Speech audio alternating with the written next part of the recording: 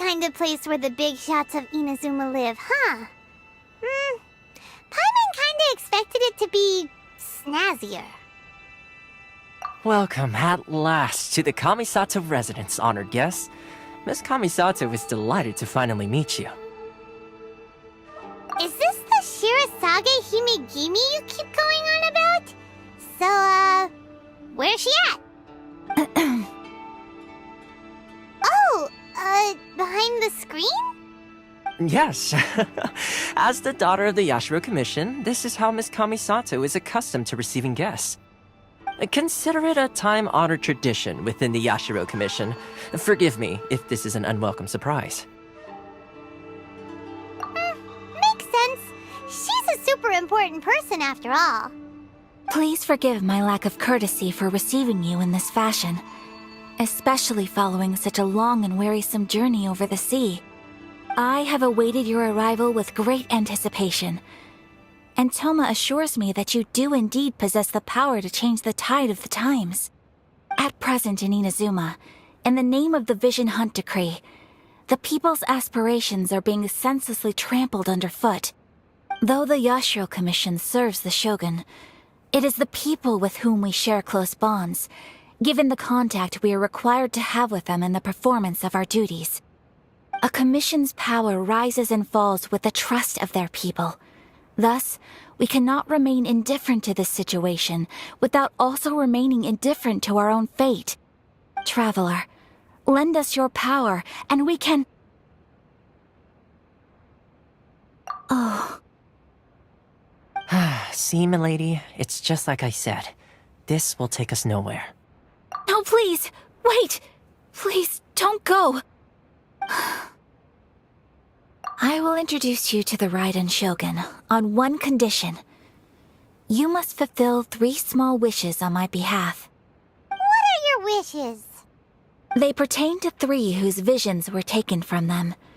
Perhaps once you've met them, you will understand.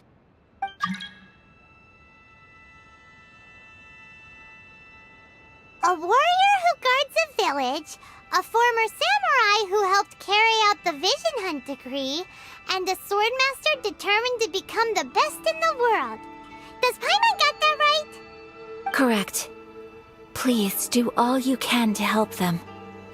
I will await your return here. Then you have my gratitude. I'm sure you'll do great.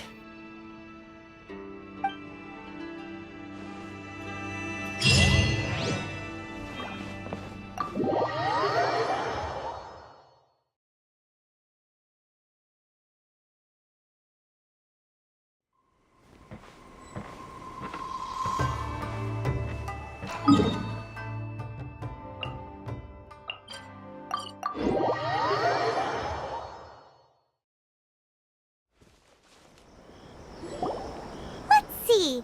Where's the person Ayaka told us about? Why are you doing this? Why leave all of a sudden, after all these years? Precisely. It's much too sudden. We've had no time to prepare. The children are desperate for you to take them out to play. Please, we urge you to reconsider. That must be the guy Ayaka told us about. Let's go over and see.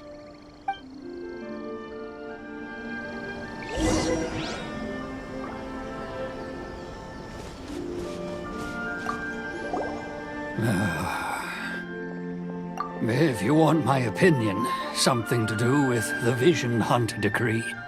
It's clear that Tejima had done nothing wrong, and still they confiscated his vision. I can't claim to fully understand it, but I could tell that he'd lost something very important to him. He went off on a walk, alone, circled the village a few times, and then, out of the blue, he announced that he was going to leave and become a wanderer. Truth be told, we aren't sure whether trying to keep him here is the right thing to do. But equally, it doesn't feel right to let him leave when he's in this state. He's a lost soul. Seems like he's a well-respected guy around here.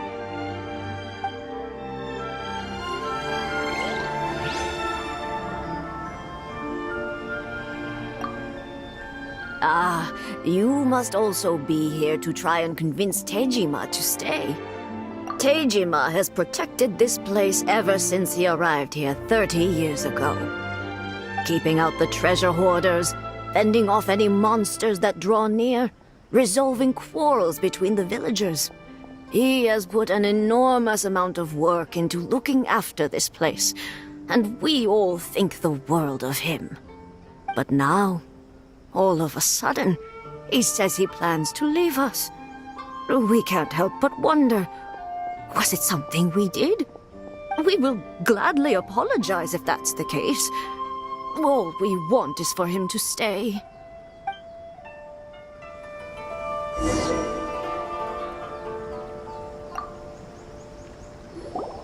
You must be Tejima. So what's made you want to up and leave all of a sudden? Me? It's not a question of why I want to leave, but a question of what reason I would have to stay. True, but that's not why I chose to stay here. And what made me want to come here 30 years ago? And why have I never wanted to leave in all that time? I don't have answers to those questions because I can't remember anymore. Ever since they took my vision away, it's like a slice of my memory is gone. In the past, I knew I wanted to stay here. But whatever resolve I had then, it's gone now. So I thought, what's to stop me from moving around instead? The emptiness inside me will be there either way. Okay. Well, in that case, if we help you rediscover the reason you chose to stay, you won't need to leave anymore, right?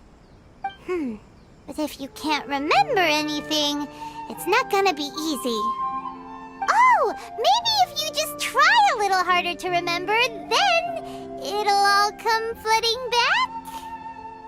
Oh, that reminds me. Last time I brought Tejima some fruit, I do believe I saw him writing in a diary. I keep a diary? If you say so. I honestly can't seem to remember. Oh, yes, you do. And what's more, I remember you saying at the time that you wanted to make a note of a few interesting things. Things which would prove very important at a later date. Perfect! So if we want to keep Tejima from leaving, we just need to find his diary. It must be around here somewhere. Let's take a look. If you don't mind, we will leave you to find the diary. We should head back to the village to inform the others of Tejima's situation.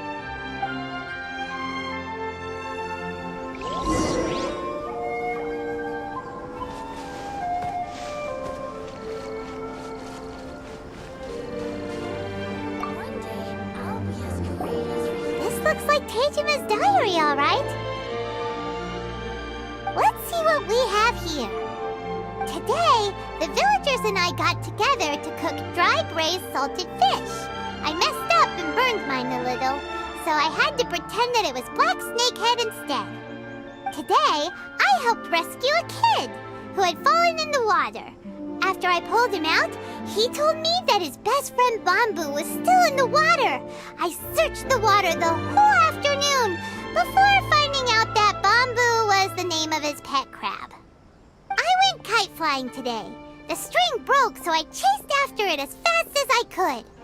I soon realized I was never going to get it back, so I just found somewhere to sit and watch as it flew away into the distance. Seems like your average diary of daily village life. Huh? Wait, there's more! I went to pray at the shrine again today and stayed there a while. The Omamori you gave me has faded a little, but it is still my most treasured possession. Now that's the kind of info we're looking for. Time to pay a visit to the shrine.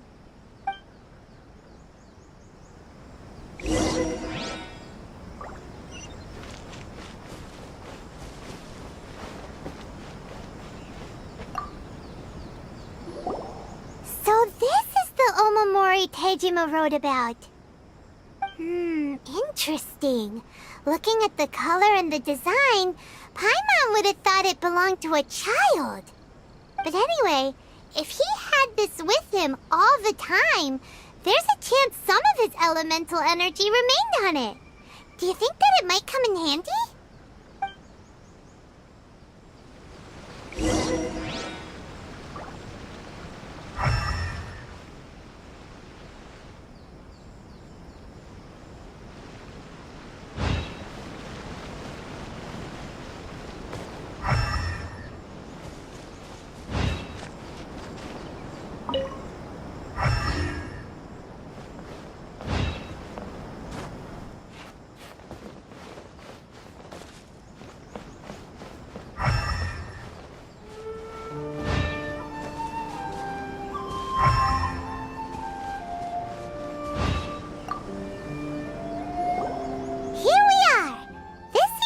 Somewhere that Tejima visited a lot.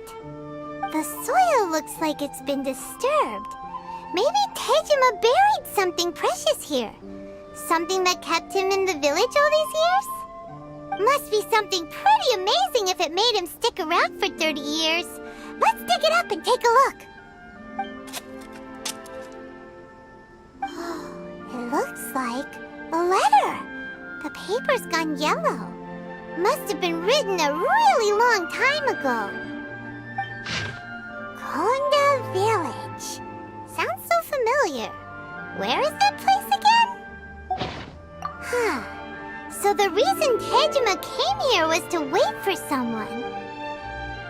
But he's been here for 30 years. Oh, guess they didn't show up in the end, huh? Well, let's go give Tejima his stuff back and take it from there.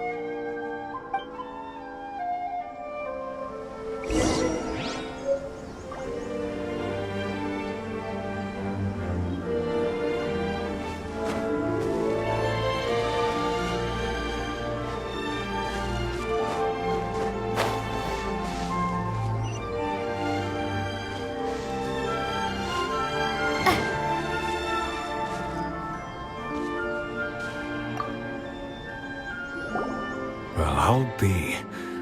That's certainly my handwriting. And I guess the Omamorian letter belonged to me too. But I have no memory of anything that's written in this diary. Still, it's clear that I was waiting for someone here, and that I chose to wait for 30 years. Over the years, I must have made a note of anything interesting.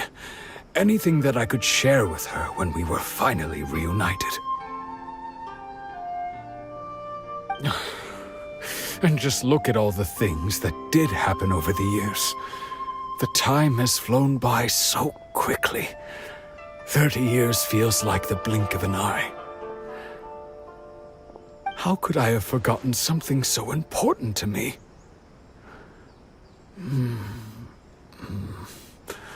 Now that I think about it, when my vision was taken from me, it felt like I'd suddenly been hollowed out.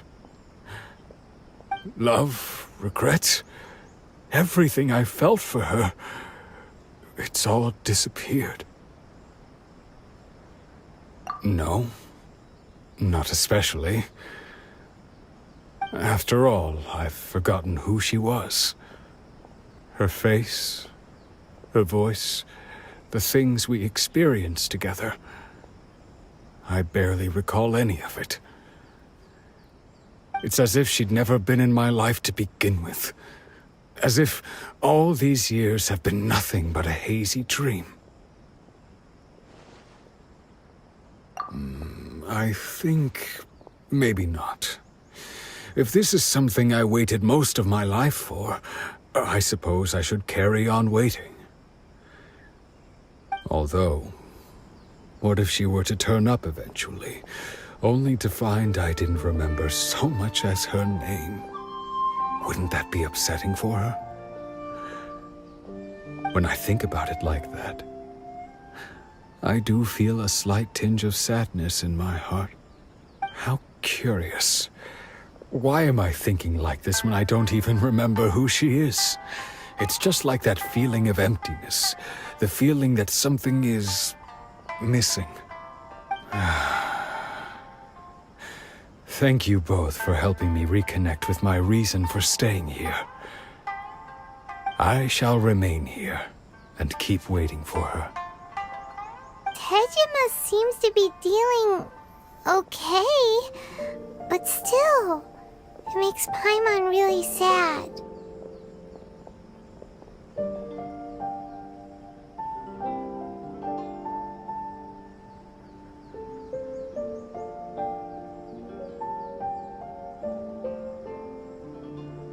Seems it's just like Ayaka and Tomo were saying.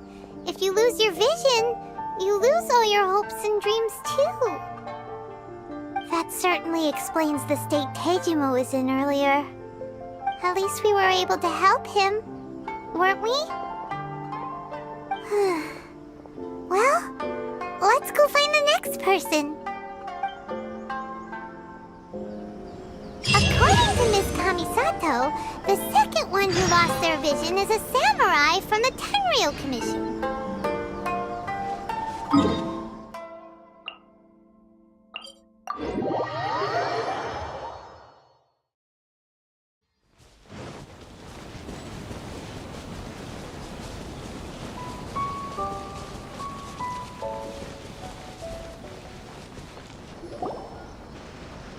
They say the Tenryou Commission is directly controlled by the Shogun. They're the ones responsible for maintaining law and order in Inazuma, the ones actually enforcing the Vision Hunt Decree. But why would they take action against one of their own? Paimon doesn't get it. Huh? There seems to be some commotion over there. Let's go see what's happening. I'll ask one more time. Do you intend to withhold this month's emergency provisions? The entire clan is counting on that food! We demand an explanation! How many times do I have to say it? I don't know anything about emergency provisions! You dare deceive us? Those provisions are essential. Do you understand? Not some goods to be pocketed by greedy samurai. You samurai think you can just do whatever you please? The Tenryou Commission will hear of this!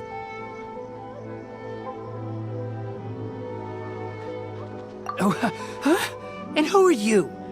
One of Kurosawa's gang, no doubt. What? We just happened to be passing by. We heard the commotion and came to see what the matter was. I see. You seem to have come just at the right time. Perhaps you can help us settle this matter. This is Kurosawa. He's a samurai and a member of the Shogun's army. They issue emergency provisions to the area, and he's the one responsible for distribution. In the past, we'd simply ask him for provisions and everything would be delivered. Now, he suddenly refuses to give us anything. He's keeping the provisions for himself, I just know it. We'll starve without them. No one seems to care about us. We used to think Kurosawa was a kind man, but he's shown his true colors. He's the same as all the other samurai. It's no wonder all the visions have been confiscated. The Raiden Shogun doesn't need people like him helping her rule the nation. This must be one of the people Ayaka asked us to help. But why would she ever want us to help someone like him? Maybe we should talk to Kurosawa and see what he has to say.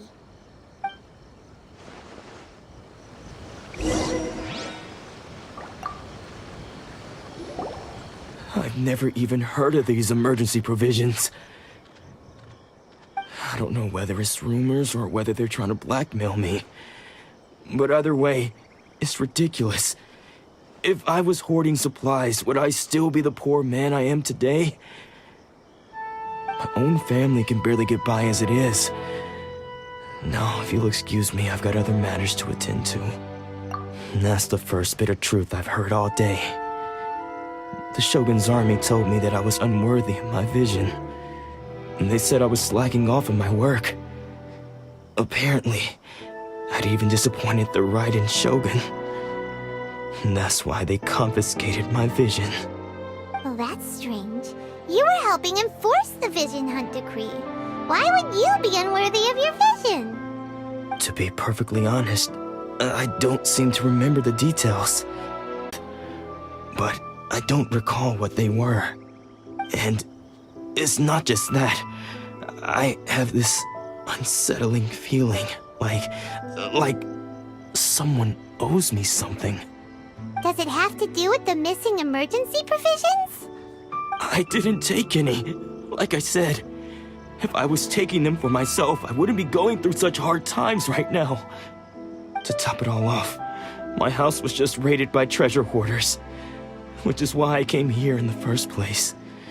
I was chasing after them when I got held up by these two.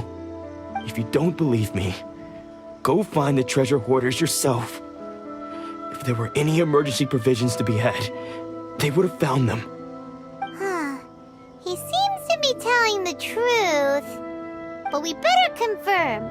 Let's go round up those treasure hoarders and see what they have to say. We should be able to follow their tracks. They couldn't have gone too far.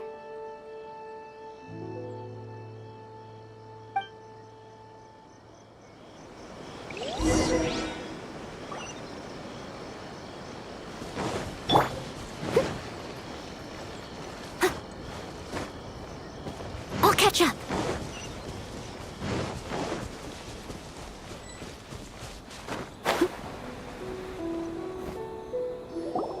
We really outdid ourselves this time. All those samurai houses packed with goods, we really hit the jackpot. I mean, besides that one house. You haven't seen anything yet. There'll be a lot more where this came from. Today's just the beginning. I'll be leading you all on an epic journey of pillage and plunder that will go down in hoarder history. You demand, boss! These seem like the treasure hoarders we're after. Let's teach them a lesson!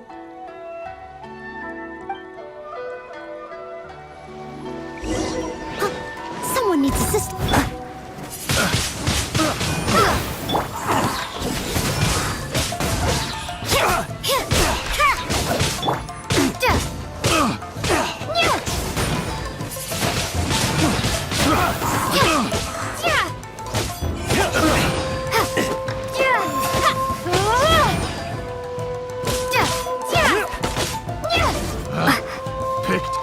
The wrong daughter, You can't run!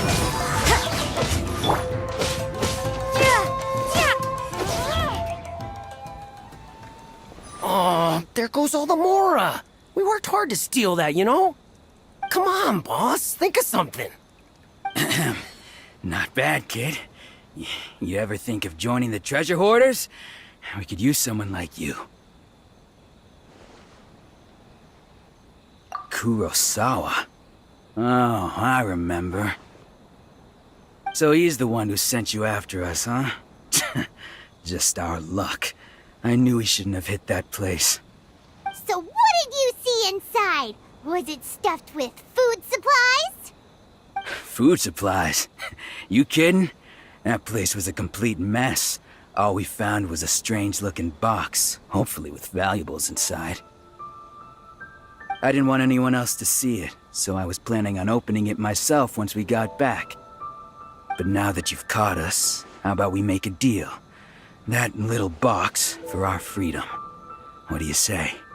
You've got a deal. Now show us what's in the box. Huh? What the? There's nothing in here but IOUs! Yeah, a lot of them too. And they all seem to be made out to the owner of a general goods store, a Miss Aoi. We're talking tons of Mora here. We better talk to this Miss Aoi and get to the bottom of this.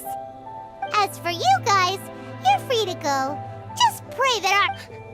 Yes, of course. So, we redeemed ourselves for some IOUs. Does that mean we broke even? Shut it. Let's just get out of here.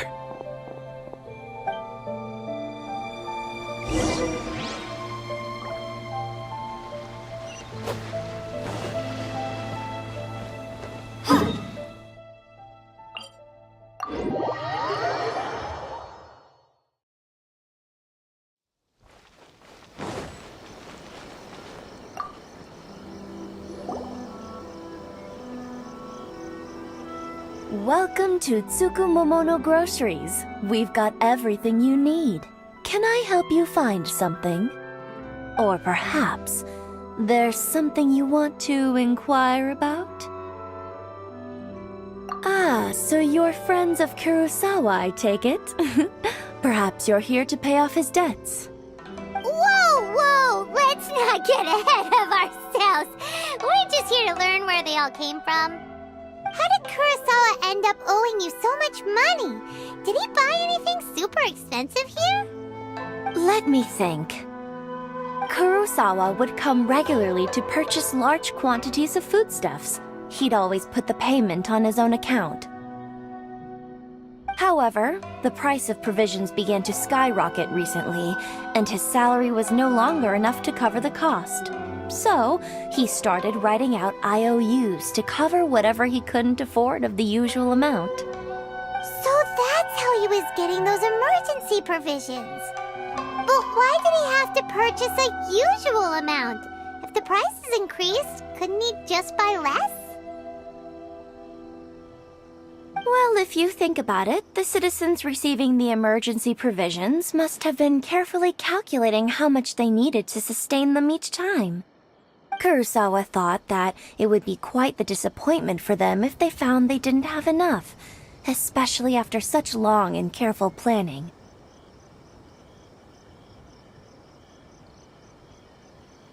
So he deemed it necessary to take on the debt rather than let the people down. Wow. Kurosawa was purchasing all the emergency provisions at his own expense. And no one ever appreciated what he did. They just complained and held him accountable. People's attitudes will always reflect their circumstances. In the face of hardship, nobody cares to think twice.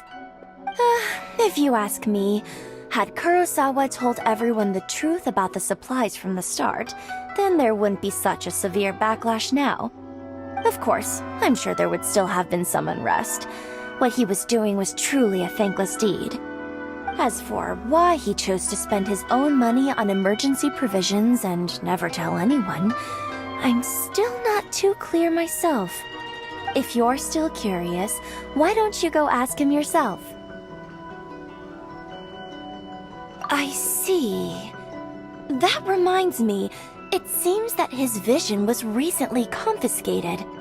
Most unfortunate. If he doesn't clear the debt on his name, he'll have no choice but to sell that sword that is so dear to him. Sword? What sword? Oh, didn't he tell you? He possesses a very valuable blade. He's carried it for years now. I've asked him about its origins. He told me that it was a gift from his father, that it was too precious to sell. In hindsight, I regret that I never made an offer on it. Everything has its price, at least that's what I think. Why don't you ask him about the sword yourself? Perhaps it'll even provide you with the answers you're looking for. Oh, but before you go, if you would kindly settle today's bill. But we didn't buy anything! Information is also a kind of commodity, wouldn't you agree? Don't worry, I won't charge much for information about Kurosawa. Nothing we ever discussed was explicitly confidential anyway. Oh, let me think. 2,000 mora should be a fair price. At least we now know where the emergency provisions are coming from. Plus, we found out that Kurosawa has a priceless sword in his possession. Let's go talk to Kurosawa again and see if he can remember anything.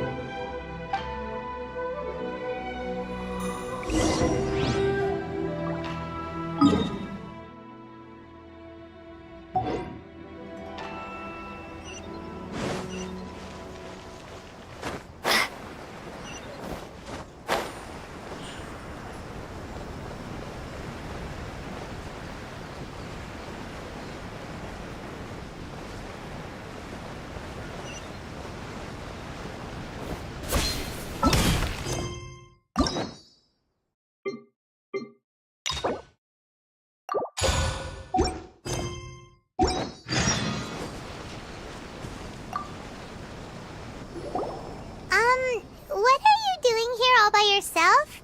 Where did those other two go? I presented them with a choice. Either they left or I drew my sword. They left. It turned out to be a real time saver, actually. Perhaps I should start using it more often. Did you manage to track down the treasure hoarders? Everything I said was true, right?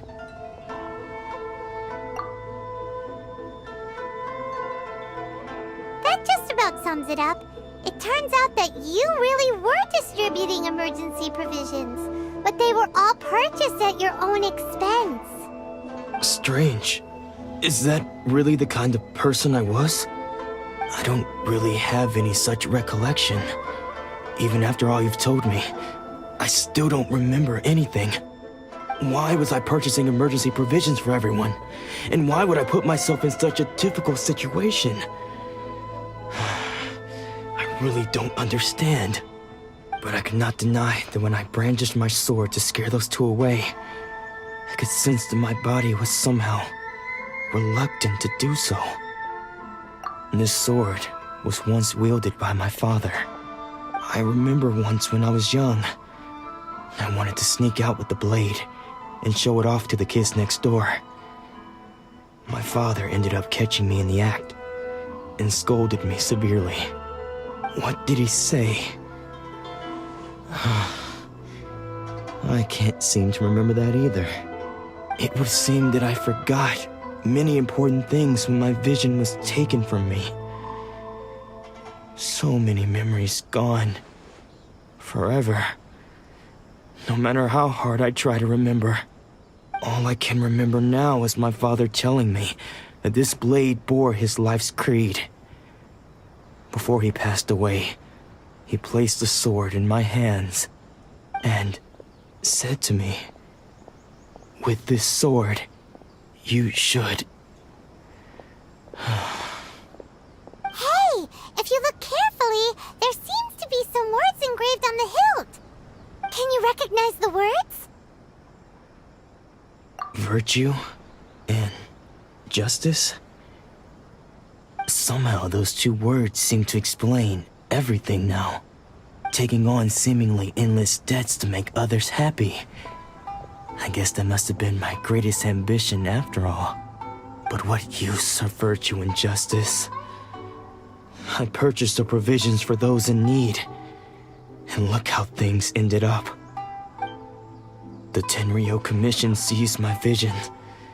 And the very people I was so desperately trying to help refused to understand me.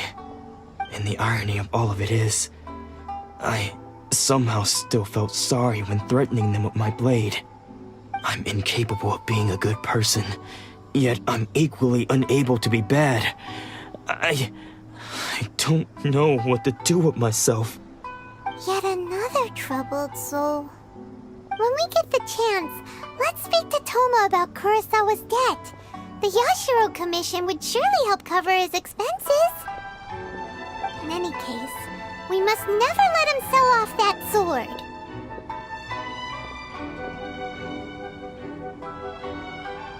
Yeah, seems like losing all ambition is a terrible experience. Fortunately for us, you don't have a vision. Let's go find the next poor soul.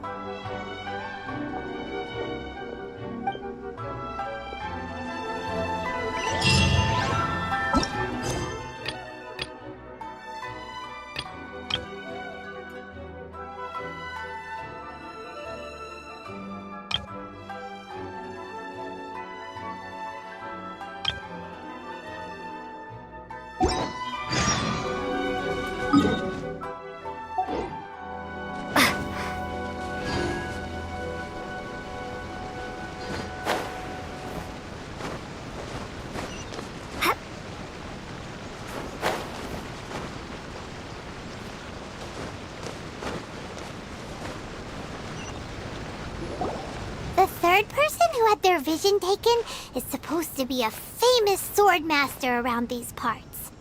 Paimon heard that he's the present-day master of Meikyo Shisui art. Sounds pretty impressive. This is his dojo. Luckily, there's some people around. Let's go talk to them. Nanako, don't worry. Sensei will be fine. Those thugs that challenged the dojo were strong, but he fought them all off in the end, didn't he? Maybe, but I'm still worried about him. Things have gotten dangerous before in the past, but it's never shaken him. This time, though... It's just because he's been possessed, that's all. Once the exorcism has taken place, he'll be right as rain in no time. Hey there! Did something happen? Who are you? I don't care whether you're trespassers or just here to harass us while Sensei is impaired. Get out of here immediately! Don't make me draw my blade, or you won't live to regret it. No! You got it so wrong! We just came here to... Disciples? Yep. We've heard all about the mighty master of Meikyo Shisui art. It's the whole reason we came all this way, to seek him out and ask him to train us. But then we got here and overheard you talking about how he got possessed or something? From the way you're dressed, it doesn't look like you're from around here. Please, accept my apologies. We've had so many people trying to cause us trouble recently that we're on high alert. You haven't arrived at the best of times, I'm afraid. Sensei got possessed recently, and he's still recovering. He's not able to take on any new disciples for the time being. I see you are earnest in your pursuit. Okay, how about this? My fellow disciple Nanako and I will explain Sensei's situation to you in a little more detail. Then you can decide whether to stay or to leave. Sensei's name is Domon, a name I'm sure you've already heard. Though self-taught, he mastered the art of the sword to a high level. He then proceeded to defeat many other prominent sword masters, never losing a single fight. He once said that his goal was to become the best sword master in the world. And so, even while training us, he continued to hone his own art. His fervor truly inspired us, and we trained hard, determined to keep up with him. But then... Not long ago, Sensei had his vision taken away. He hasn't been the same since. He says the strangest things over and over, and he refuses to let us train. Junya and I have discussed it, and we both think that he's been possessed by an evil spirit. So we've asked the shrine maidens from the Grand Narukami Shrine to perform an exorcism. But if I'm honest, I still have my doubts over whether he'll completely recover. The Grand Narukami Shrine? What's that? You haven't heard of it? It's the largest shrine on Narukami Island. The head shrine maiden is reputed to have very close ties with the almighty Shogun herself. Not that we'd have any means of involving the head shrine maiden, of course. But even one of the ordinary shrine maidens from the Grand Narukami Shrine would have clear power and authority to perform an exorcism. So don't worry, Nanako. Sensei is going to be just fine. The exorcism will take place this evening. You're both more than welcome to come and watch if you're interested. So, losing your vision can cause possession? Guess we should come back this evening and see for ourselves.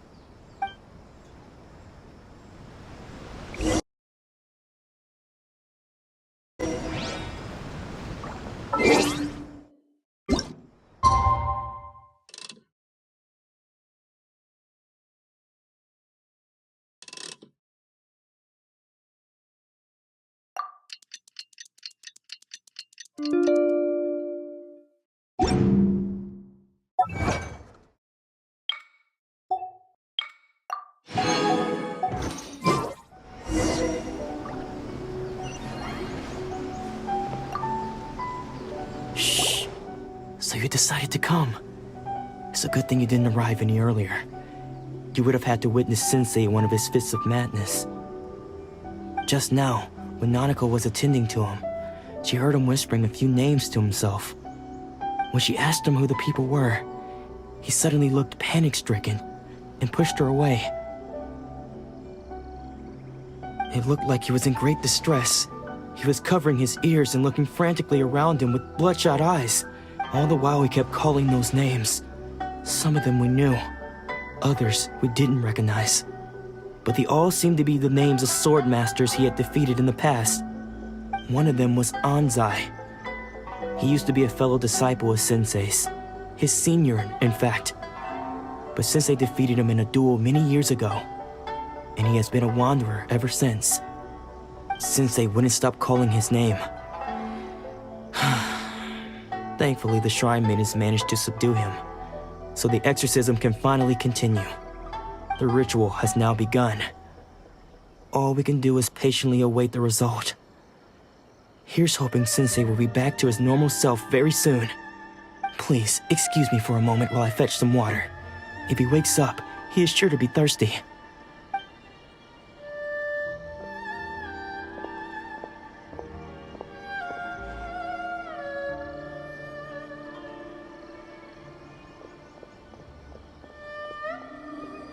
Huh? Who's that sneaking around? Uh-oh. Could they be here to mess up the exorcism? We won't let them get away with it. Come on, let's go after them.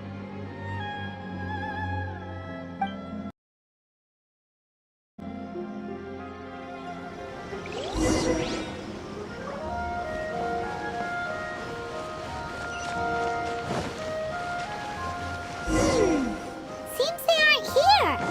Should we keep going further up? Is this definitely the right place? Let's look a little further up. Aha! Suspicious person sighted! That's gotta be him!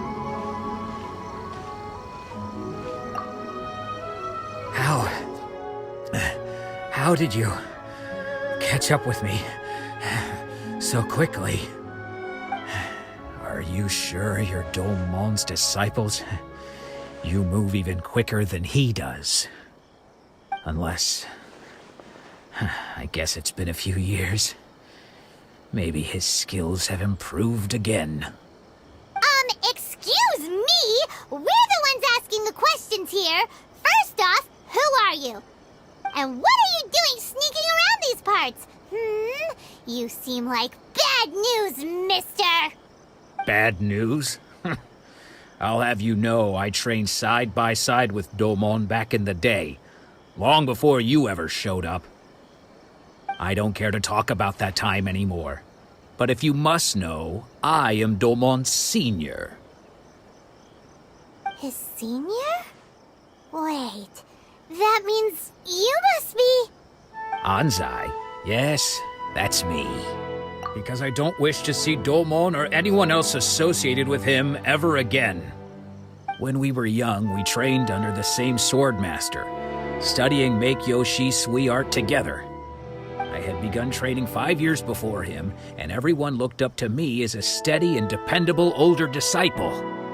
Practitioners of Make-Yoshi Sui art seek to achieve stillness of mind, freedom from all agitation.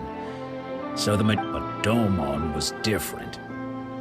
The first thing he did when he joined was go straight to our sensei and ask him, with a beaming smile on his face, how to become the best in the world. Sensei scolded him and told him that the art of the sword should not be used for such vain ends. Sensei said that coveting the title of the best sword master, barely days into his training, showed that he had a fickle mind, and that this would impede him from ever mastering the blade. I thought so too at the time, but Domon began making swift progress in his training and even started catching up with me. Only then did I realize that it was Domon who had long since freed his mind from all agitation. He was consumed by his singular desire to become the best in the world. He sought nothing less than perfection in the art of the sword, and nothing could deter him from this goal, no matter what stood in his way. Sure sounds like he meant business. So how come you don't want to ever see him again? Because until he arrived, I was convinced that I would succeed our sensei as the master of Make-Yoshi Sui art. Of all the disciples, I was the most gifted, I had trained the longest. Everyone had high expectations from me. Domon's arrival changed everything. When we sparred, I lost not just the match, but my pride and my status too. I fled the dojo that day and never looked back. Later, I heard that he sparred with Sensei too. Sensei was advanced in years by then, and unfortunately that match used up every last ounce of energy in his body. After that, I wanted nothing further to do with him. Deep down, though, I still respected his mastery of the blade and his commitment to the art of the sword. So, when I heard rumors that he had lost his mind, my first reaction was to dismiss them as false. How could he, of all people, have lost his mind? His mind was the sharpest of them all. He had practiced Meikyo Shisui art to perfection. I decided to quietly come and see if it were true. Then, to my complete astonishment, I heard him call my name. I thought mine was a name he had long since forgotten. So you see, I came here not to cause him any harm. I just wanted to see for myself. Okay, you've heard my story. You should get back now. The exorcism is probably finishing. Seems like we got it wrong this time. He wasn't here to mess up the exorcism at all. Still, Paimon's not sure we should bring him back with us. Let's go see how the exorcism's coming along.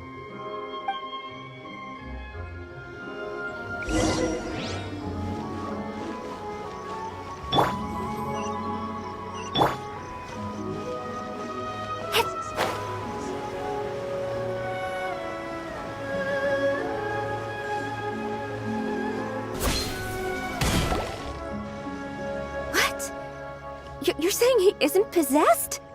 Does that mean he's just lost his mind? But how is that possible? No, I refuse to believe it. Something's clearly wrong. Nanako, please, try not to get agitated. I am sorry. With what powers I have, I can find no sign of any malignant spirit having possessed Domon. But spirits may take a myriad of forms in this world, many of which I cannot claim to have witnessed myself. Thus, I dare not rule out possession with complete certainty. And all is certainly not lost, for I received word not long ago that Lady Yai has taken an interest in your sensei's case. Lady Yai? Is that the same Lady Yai that I think you mean? The head shrine maiden of the Grand Narukami Shrine? That's wonderful news! Then Sensei will be sure to recover. Correct. Lady Yai is most knowledgeable indeed, and has abundant experience in the exorcism of evil spirits and aversion of great calamities. I am unable to say for certain whether an evil spirit has possessed your sensei, but Lady Yai can give a conclusive verdict. Excuse me, Miss Inagi, but I must ask, should we prepare a greeting gift for Lady Yai? That won't be necessary. All that is required of you is your timely arrival at the Grand Narukami Shrine. Lady Yai does not like to be kept waiting. I must leave now, but we will meet soon at the shrine. I wish Domon a full and speedy recovery. Who'd have thought Lady Yai herself would have taken notice of our sensei's case?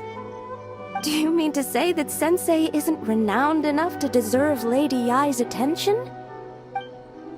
No, that's not what I meant at all. You misunderstand me. I just mean this is Lady Yai, the head shrine maiden. She has direct and close contact with the almighty Shogun herself. Anyway, you should join us too, tomorrow. Given that you've traveled all this way just to meet our sensei, we, the disciples of Meikyo Shisui art, will do our best to help you. Sure! After all, everyone seems pretty excited about Lady Yai. We're curious to meet her too. Who knows? Maybe we'll be able to find out a thing or two about the Raiden children from her.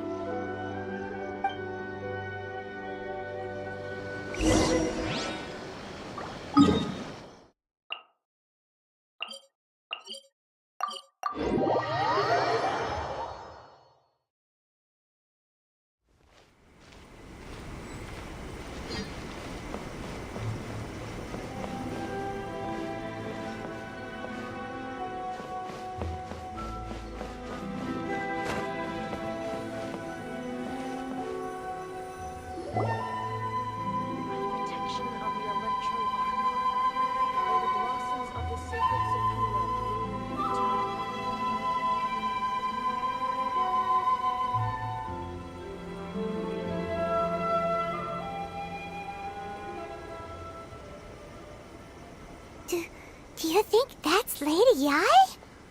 Oh, no wonder Junyo is so excited. She has a really striking presence. Also, is it just Paimon? Or did she look right at us just now? It was probably nothing. It's not like she's ever seen us before. Keep away. Keep away from me. I gave up the art of the sword. Please, let me go, I beg you.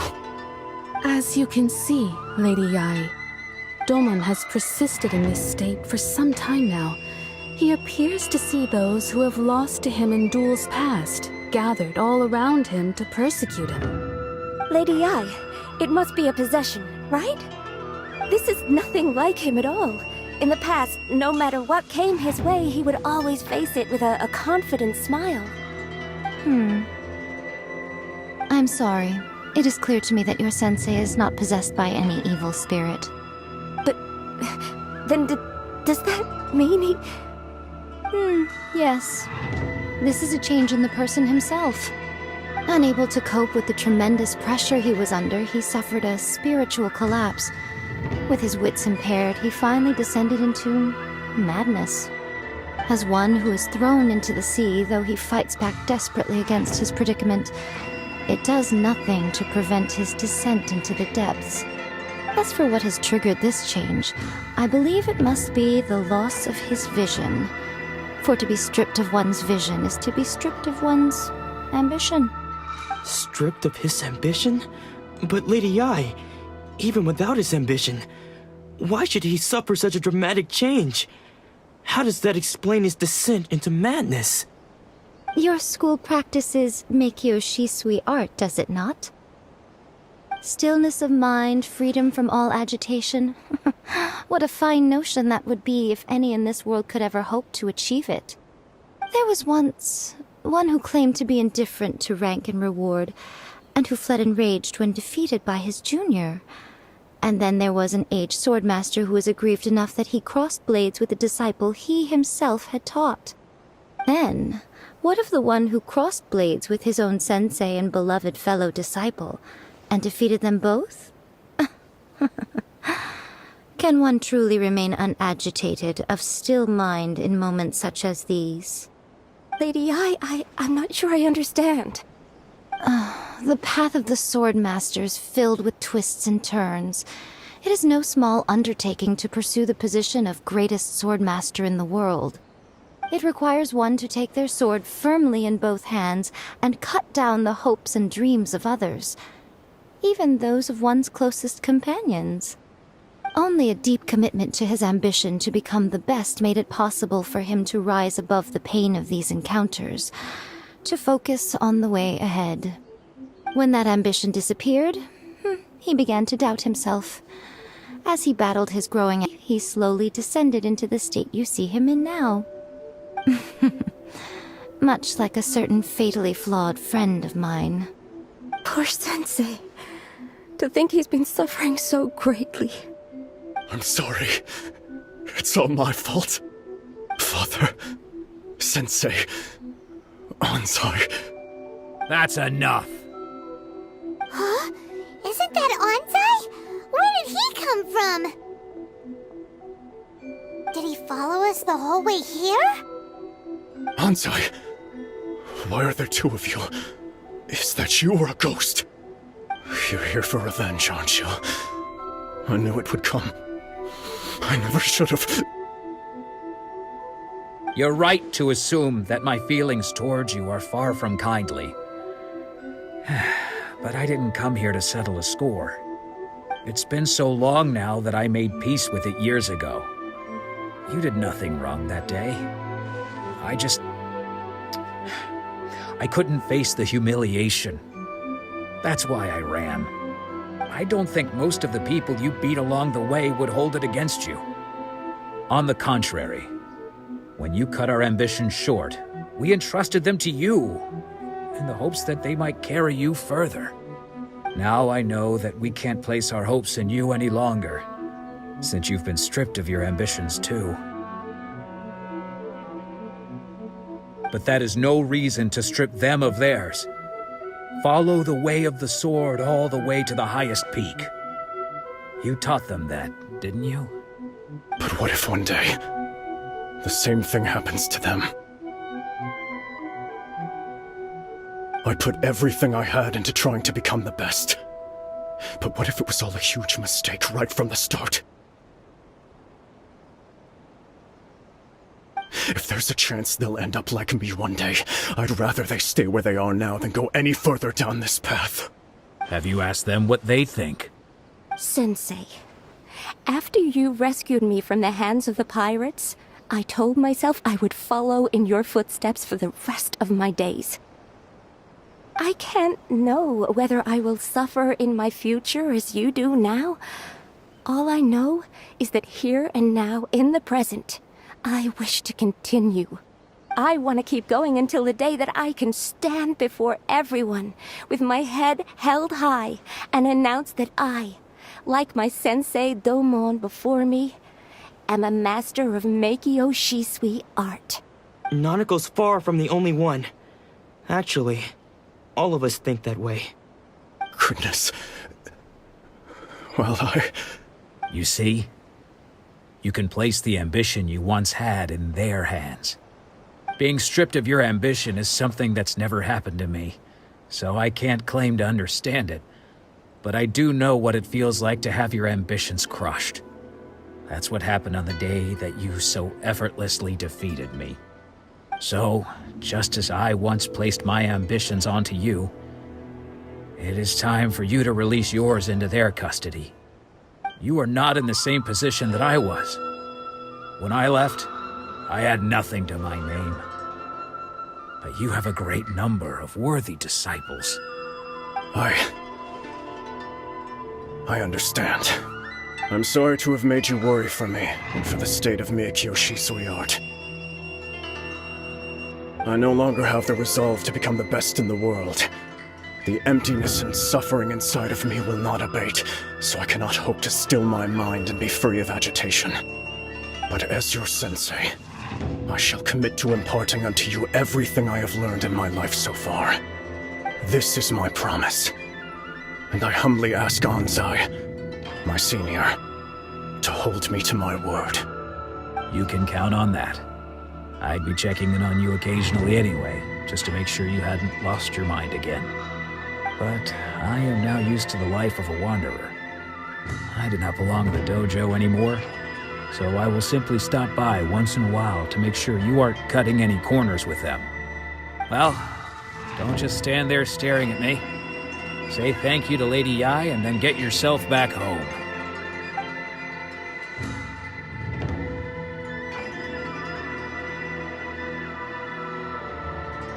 So even though his ambition was taken away, his disciples can take it over on his behalf.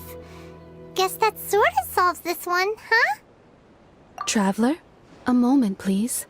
Lady Yai has some words for you. So, my intuition was correct. The wind that blows from afar carries fresh life to these shores. For us to meet now is premature. Nevertheless, you set foot on these islands at precisely the right moment.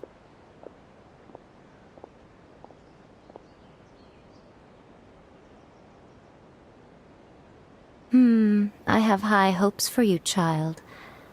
Don't disappoint me. Ooh, Lady Yai seems to have taken a real interest in you. She seems super mysterious. Paimon's so curious what she really meant by all that.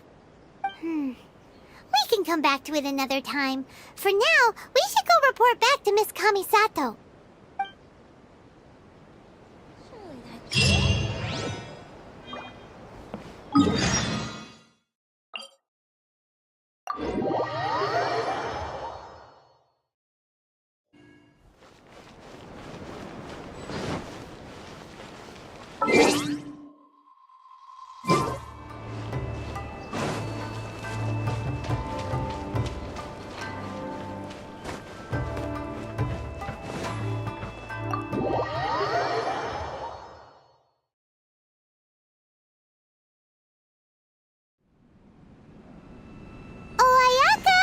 guess who fulfilled all your wishes? Huh? Ayaka! Huh? Huh?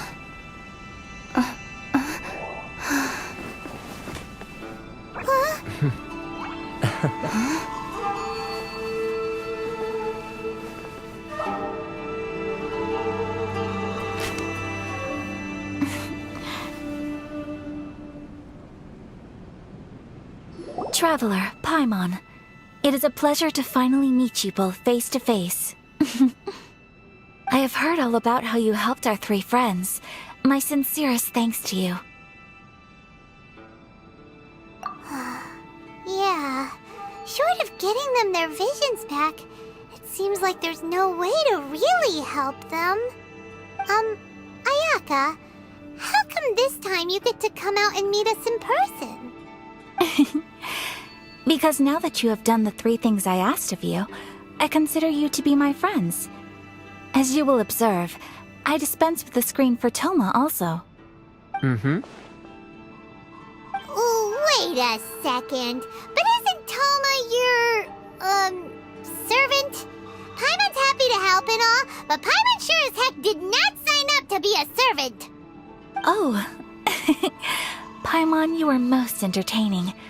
Toma is first and foremost my friend, and was so before he ever became my attendant. Oh, okay then. Ayaka, you seem pretty different out in the open compared to how you are behind the screen. Alright, we can be friends. Thank you both kindly. Back to the matter at hand. You have now witnessed the pain of those deprived of their visions. What are your feelings on what you have seen?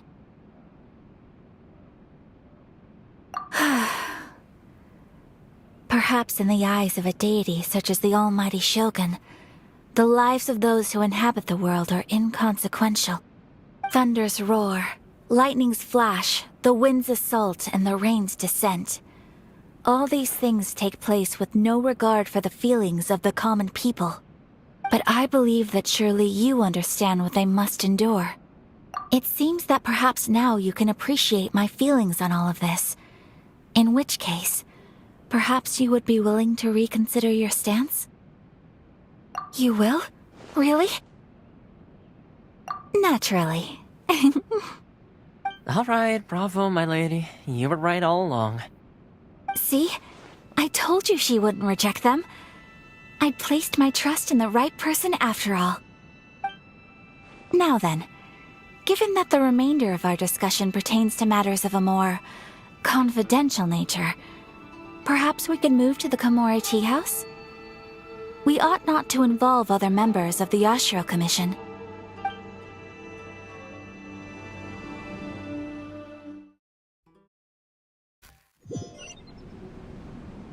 Well, here we are again. Please continue without me. I'll keep watch. So, what's the deal with this place anyway? What makes it your favorite meeting spot? This is land that was gifted to the Yashiro Commission by the Shogun. The Kamisato clan has the exclusive right to plan, build, and repair any property on this land, and even to allow or deny access. Such privileges exist due to the Yashiro Commission's role in managing ceremonial affairs. Oftentimes, it is not appropriate to discuss details in front of bystanders. Oh, Paimon gets it! Gotta keep a bit of mystery, right? Once the number of ceremonial affairs conducted in the city began to decline, our forebears built a tea house here. Only members of the Yashiro Commission are permitted to come and go as they please. Makes sense. Perfect place for a secret base. In any case, we can talk freely here. I presume you have a few questions that you wish to ask me?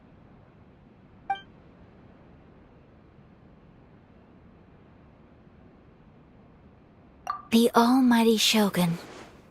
I've seen her on but only a few occasions, most of them formal ceremonies. She inspires awe, commands respect, and exudes a sense of absolute authority. But as I recall, there was something else about her that struck me even more deeply. It was her almost complete lack of any emotion. In that sense, she appeared to me to be less of a ruler and more of, well, an executive official, I suppose. Focused exclusively on her single goal of implementing eternity, acting accordingly without feeling.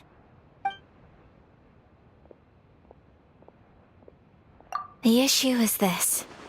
For the vast majority of people, the Vision Hunt Decree is something that has no implications whatsoever. After all, it is but a tiny minority of people who receive visions.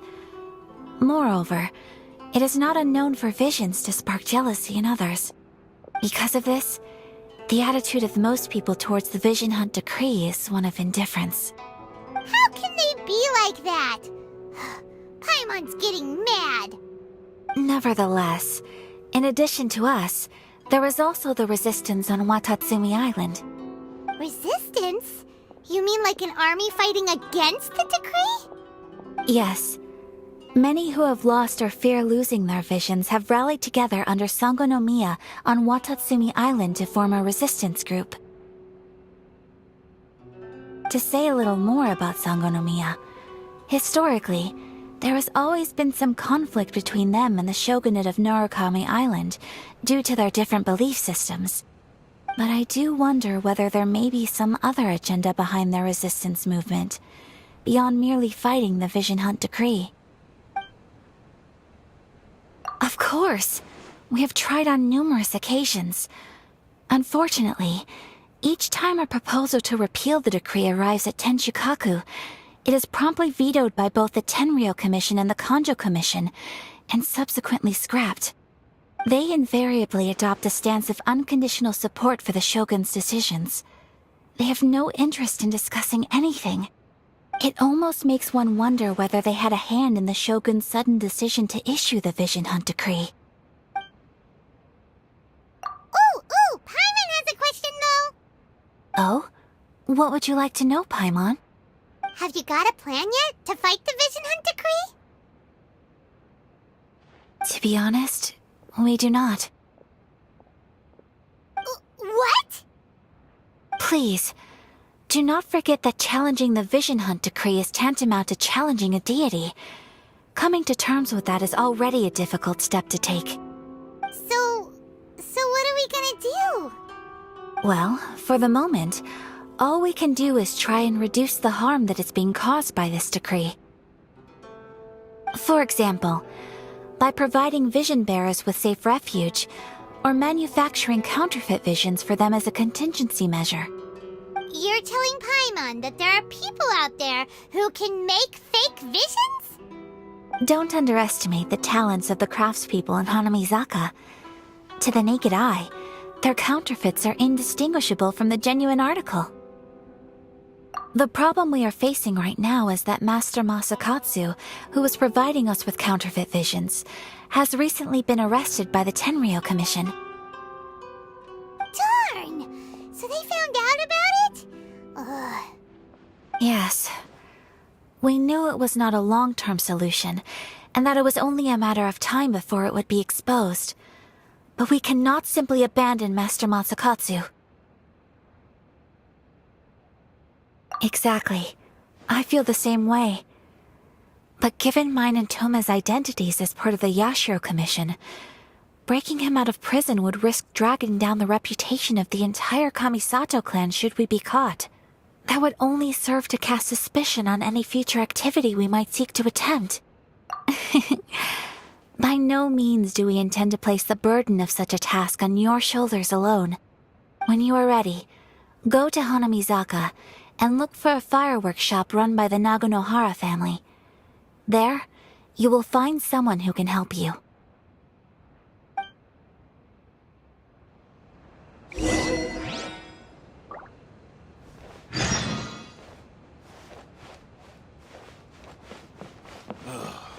The books were more interesting in the past.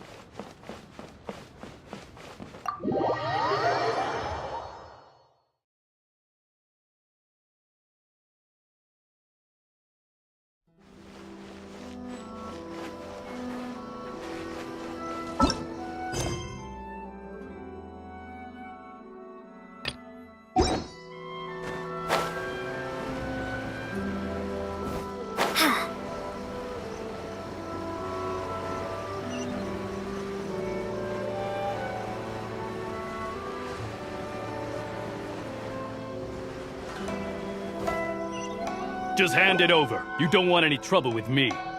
If you think your elemental powers are enough to resist the Vision Hunt decree, then you'd better think again.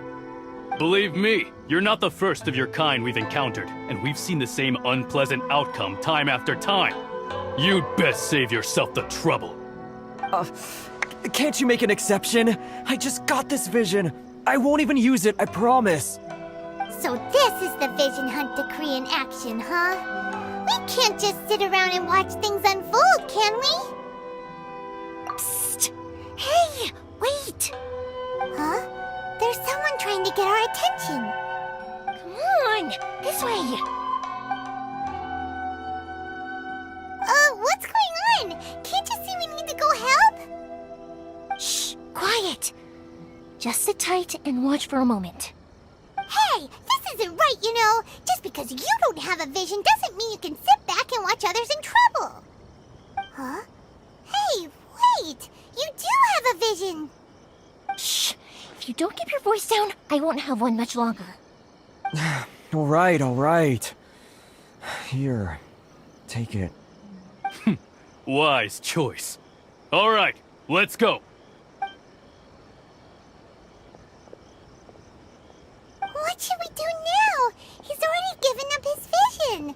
Doesn't he know what could happen to him after losing it? This is your fault. You're the one who stopped us from interfering. Many thanks, Miss Yoimiya. If you hadn't swapped me a fake just now, I'm sure I would have lost it. No worries. You put on quite the convincing performance. Oh, so that's what's going on here. And to think Paimon was about to unleash Paimonial wrath on Miss Yoimiya. Sorry about that. Think nothing of it. I could tell from your reaction we were on the same side. You just didn't know it, you know? Oh, right. Allow me to introduce myself. I'm Yoimiya, the current owner of Naganohara Fireworks. It ain't much, but it's honest work. Great to meet ya. Practically everyone on Hanamizaka knows Yoimiya. She's the queen of the summer festival. Without her and her fireworks, summer on Narukami Island just wouldn't be the same. Whoa, that's quite the introduction. Paimon loves fireworks. It's nice to meet you. Stop it, Hanjiro. You'll embarrass me. As for thanking me, you'd be better off thanking Master Masakatsu. He's the one that gave me the fake visions in the first place. His handiwork allowed me to keep my own vision. Whew, I can't even imagine trying to run the business without it. Ugh. Yes, Master Masakatsu is a good man. It's too bad good people seldom get the recognition they deserve. Master Masakatsu? Huh? Do you guys know him too? You don't say! Then it sounds like the Shirasagi Himegimi has a plan. Awesome! I've been thinking about breaking him out too recently. But if I just march straight in there by my heap of trouble... So, what about if I join you instead? Sure, welcome to the team. Ayaka told us to go look for help at a fireworks shop. She must have meant you. Seems like I finally got a new job to do. Besides hiding vision bearers in my shop, that is. So, Master Masakatsu is being held at the police station. I've already surveyed the area and found a way in. Whoa, talk about a reliable source. Seems we've got the right person on our team. Not bad, huh? Let's go as soon as everyone's ready. Don't worry, Master Masakatsu. We're on our way. Time to break him out.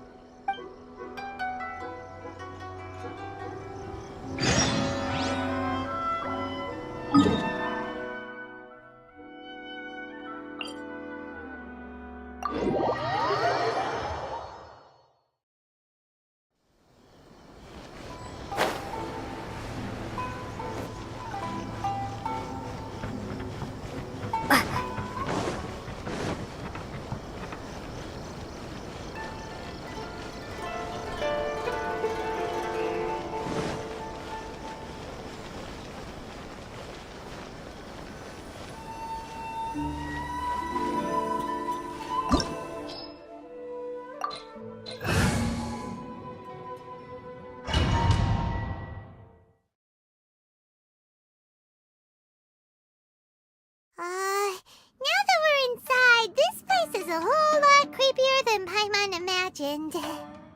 Come on, this way. As long as we stay quiet, we've got a good chance. I certainly wouldn't want to end up locked away in here. Let's find Master Masakatsu and get out of here. We should split up. I've got a little present to prepare for Master Masakatsu. I'll be right back. You sure? Alright then. Just be careful not to get caught. Yes, you too.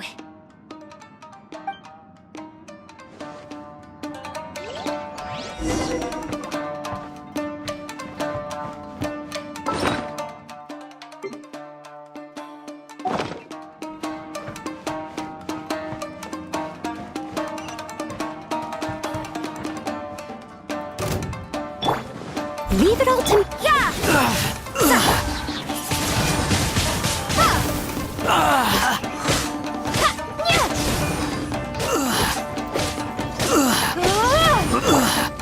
You can't run!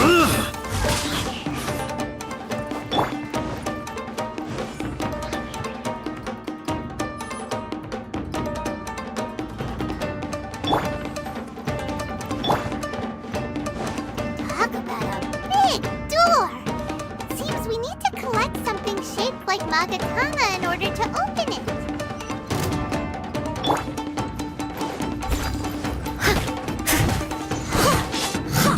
I'll catch up.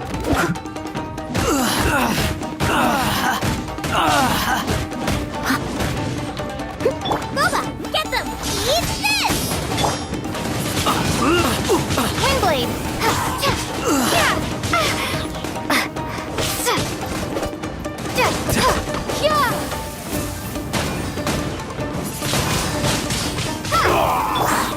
Steady as stone.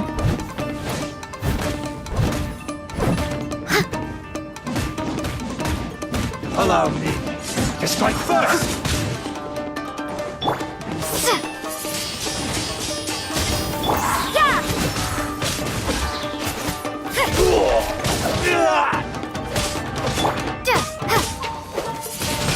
Clear cut!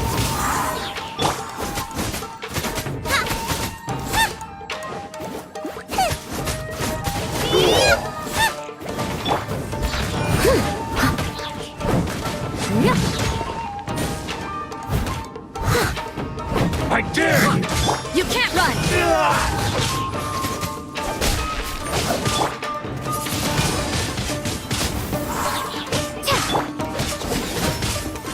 Watch your step! Nice and spicy! Don't hold back! I must leave no stone unturned. I've been bested.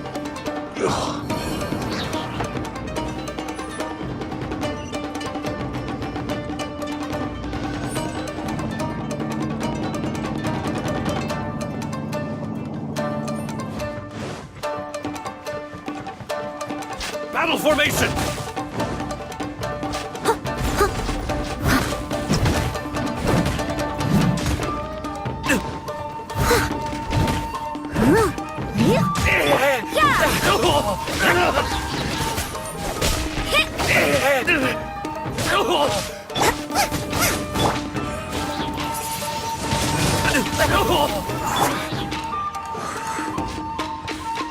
This wall looks a bit odd.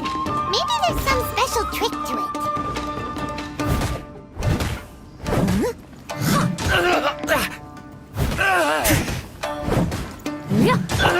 Judgment!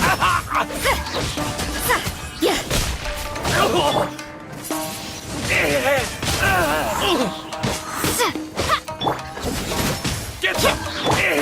Out the frying pan, into the fire!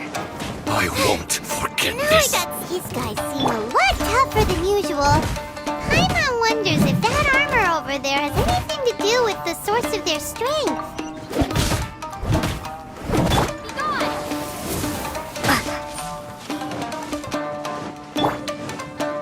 Brace yourself! Punishment!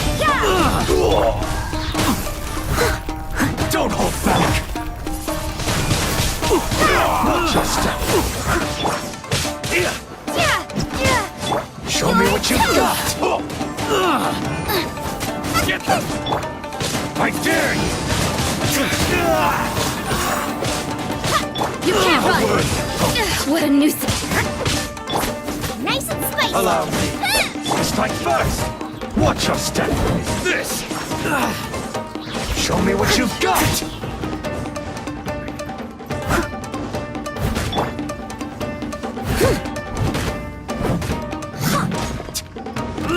Judgment!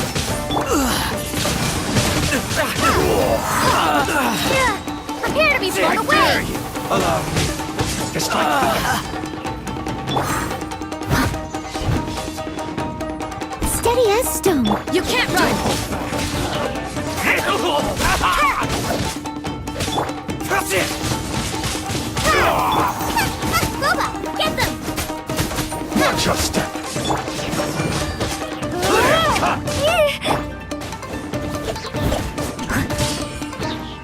You cannot match my bravery! Allow me. Strike first! I must leave no stone unturned, as a good knight should.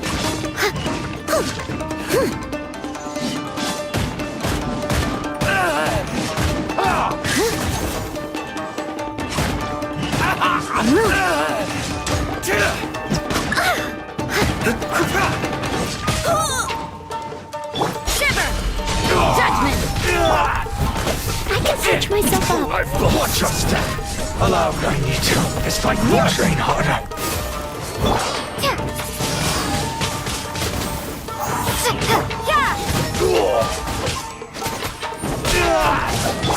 Out of the frying pan, into the fun. Windblade.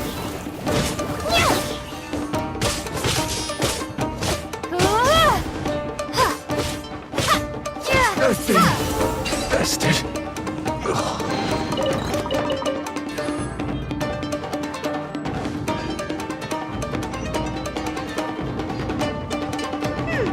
Doesn't that Magatama shape look pretty similar to the grooves on the door over there?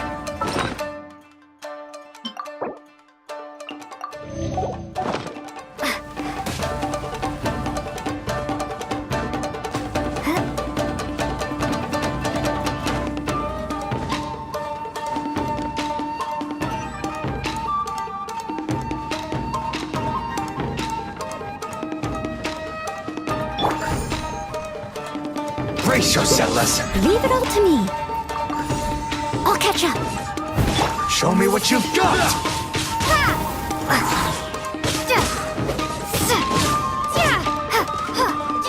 Show me what you... You can't run!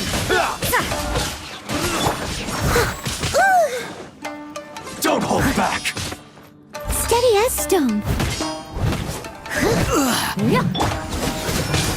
Clear cut. Windblade.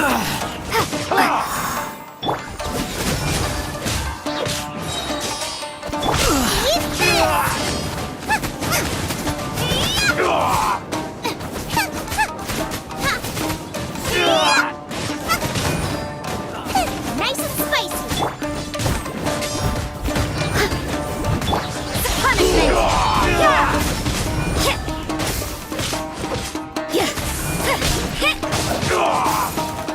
You can't run!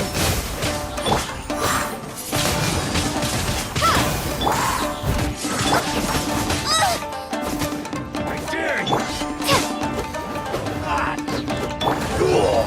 Someone leave it all to me. Allow me. Just like that. Don't hold back.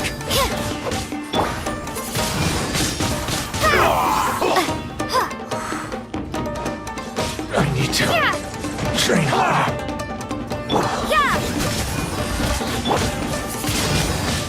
Windblade.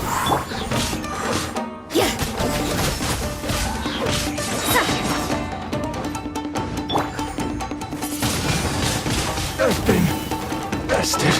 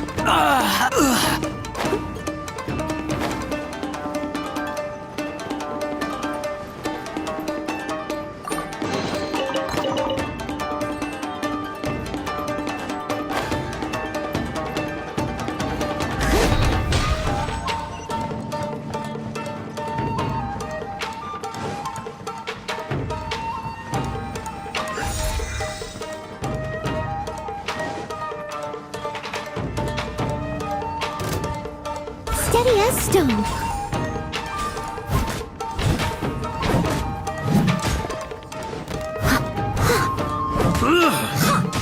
I'll catch up.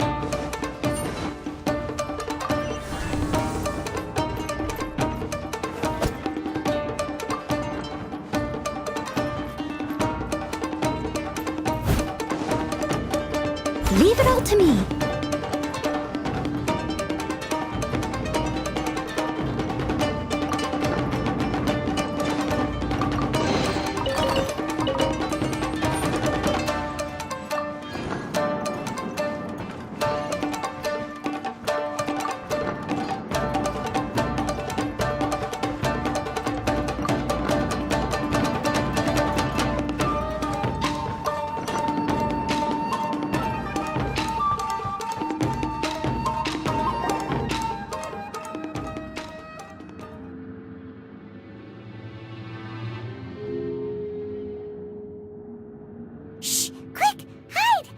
Look over there.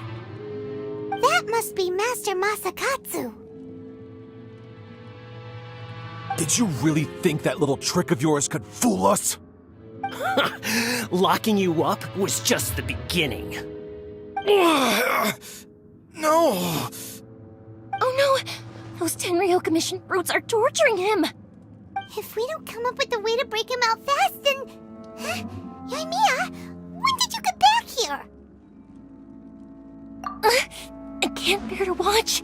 If anything happens to Master Masakatsu, our whole plan will have been for nothing.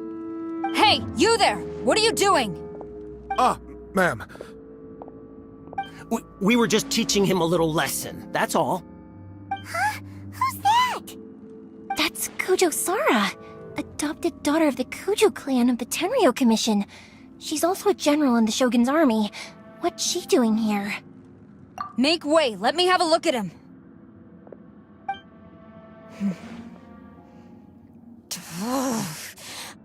I'm sure you're well aware that torture is strictly against military regulations. Yes, ma'am. If you are unashamed of such disgraceful action, then you are also unworthy of the Tenryou Commission itself. Do I make myself clear? Yes, ma'am. It won't happen again. Paimon sure wouldn't want to get on her bad side. Hey, this is our chance. Let's move while they aren't watching Master Masakatsu. Yoimiya, are you sure now's the right time? Who is that? Quick, go and investigate. Yes, ma'am. They're coming! Quick, hide! Sorry. I didn't mean to. Don't worry, I've got us covered. Time for my little present.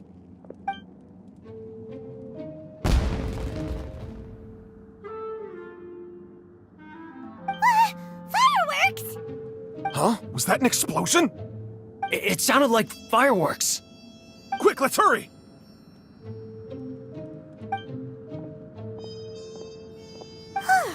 The fireworks were enough to distract them. Maybe more than enough. Fireworks aren't just for festivals, you know. I was particularly proud of this batch. I decided to.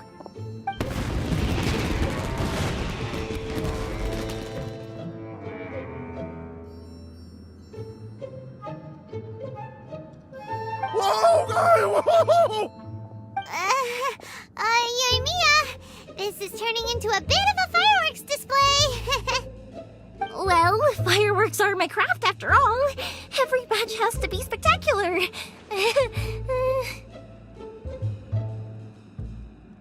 Look, the coast is clear. Now's our chance.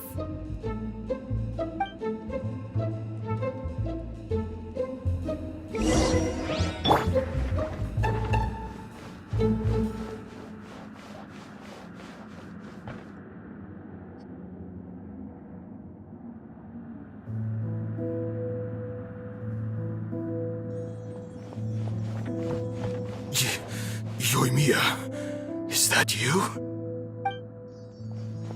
Master Masakatsu! Sorry we took so long. Oh, those awful guards. be back any minute!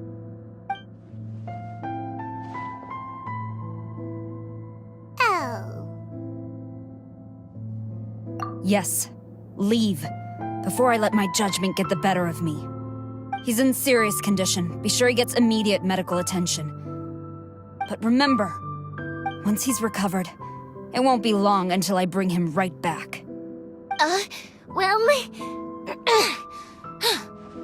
You can bet we'll do all we can to keep that from happening. Leave this place.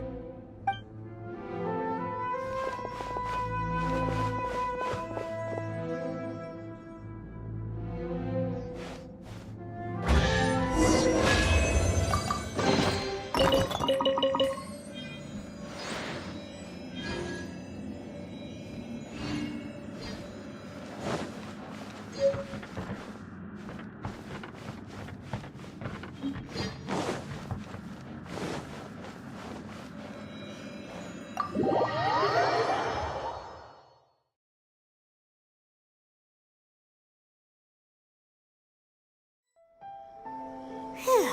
We're finally out of that creepy place. Yes. Finally, I've made it out of there. Master Masakatsu, how do you feel? Can you hold on? Don't worry. I think I can make it to the infirmary without keeling over. Thank you. All of you. I'll take him to get treated. I'll treat you to a round of drinks once this is all over. Don't worry about us. Just take care of Master Masakatsu.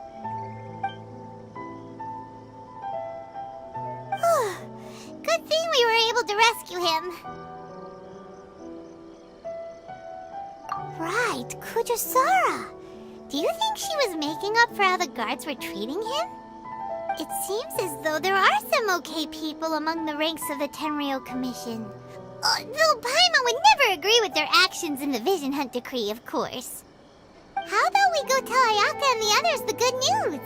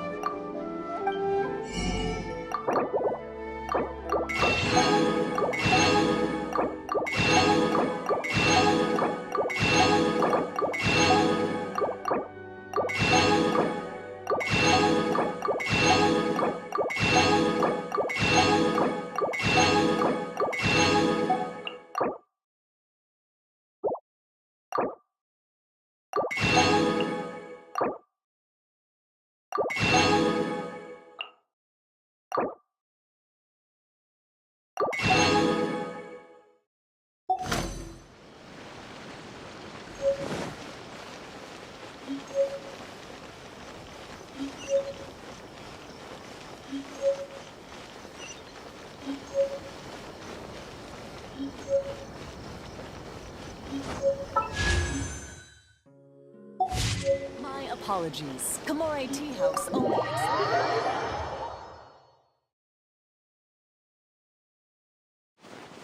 I see. So Kujo-Sara stayed her hand. It would appear she still has some honor to her. I wonder if we should try establishing contact with her. Perhaps we could coax out some information. Unlikely. Don't forget, Kujo-Sara is also carrying out the Vision Hunt Decree. She obeys the orders of the Raiden Shogun without question. In her eyes, Master Masakatsu is of no threat to the decree. This is why she was so willing to allow his escape. If our true motives were ever divulged, she would act against us without a second thought. True. Though if you ask me, Master Masakatsu's release is an unexpected blessing. We are now one step closer to victory. And we couldn't have done it without Yoimiya and the Traveler. You're turning out to be even more reliable than we expected. Don't mention it. Indeed. Things may have turned out very differently this time without the help of the Traveler. But if we wish to mount any sizable resistance against the Vision Hunt decree, there is still much to be done. It is time we make ready our next set of plans. There's no need to rush, my lady. Things seem to have taken a turn for the better, at least. Not only have we rescued Master Masakatsu, but our list of allies appears to be growing. Yes, which reminds me. The Tenryou Commission seems to be making preparations for a celebration. They call it a ceremony of sorts. And the number of samurai out enforcing the Vision Hunt decree seems to be waning. The days ahead may be more peaceful than usual. A ceremony, you say? Why would such a task be left to the Tenryou Commission? I don't know, but I'm sure it has nothing to do with us. Anyway, with the Tenryou Commission busy with preparations, we should have a little more breathing room than usual.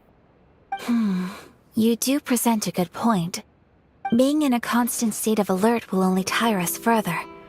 Perhaps a period of rest is in order. Toma, what would you suggest? I'd say a celebratory feast is in order. Might I suggest an evening together? Funny enough, I learned a new hot pot game recently. I'm sure you'll find it quite amusing. A hot pot game? What's that? Well, as long as it has to do with eating. Simply put, every person prepares an ingredient to add to the hot pot. Once the meal begins, we add all the ingredients together. Then we take it in turns to close our eyes, pick an ingredient out of the pot, taste it, and guess whose ingredient it was. Anyone who guesses correctly can go again, and whoever finishes the meal with the most points is declared the winner. Tradition even has it that the winner receives blessings from the god of Hot Pot. Don't you think it sounds like fun? I've been wanting to give it a try. In fact, I've already got my ingredients prepared. You really do want to play, huh? Well, sounds like we've got our work cut out for us. Time to gather some ingredients. But what should we choose?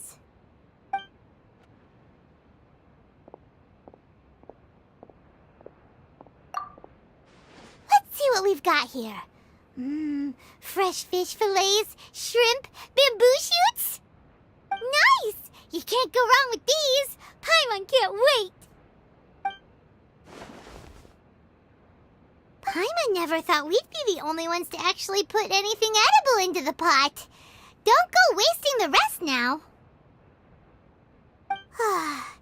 This was possibly the scariest looking hot pot Paimon's ever seen. Fortunately, Toma ended up eating all the weird stuff. You can say that again. But hey, at least I got the most points. Oh, wait a moment. That doesn't feel good. I'm afraid it's your own fault for adding all those strange ingredients, Toma. The soup flavor wasn't quite the same afterwards. Even with the Traveler's normal ingredients, I still couldn't guess any of them correctly. But weren't you the one who added those little cakes, Ayaka? I think the Traveler ended up eating one. Boiling cakes in hot pot? Ugh.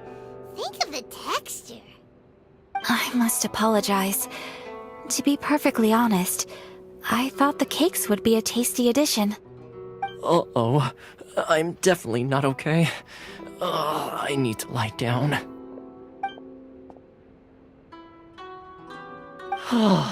I feel like a new man. You know, Toma, all you had to do was guess wrong on purpose and it would have been someone else's turn.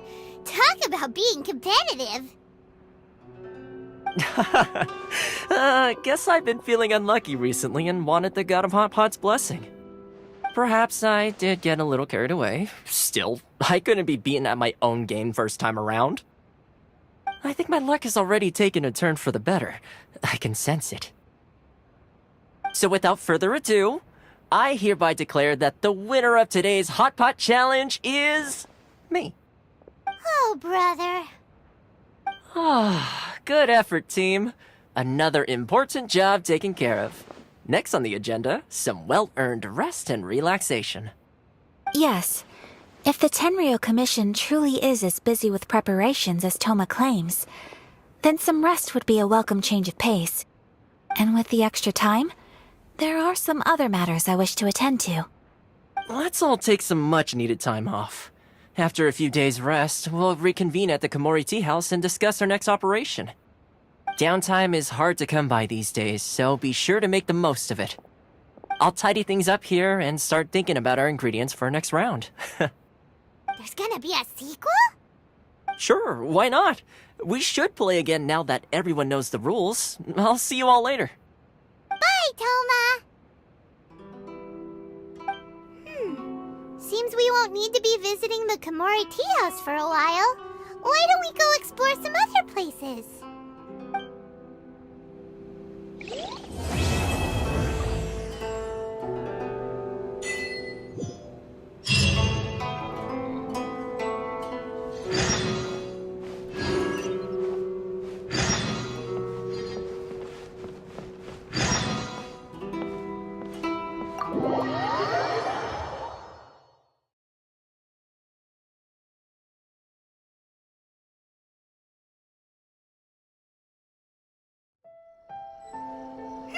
Where do we go from here? What's the plan?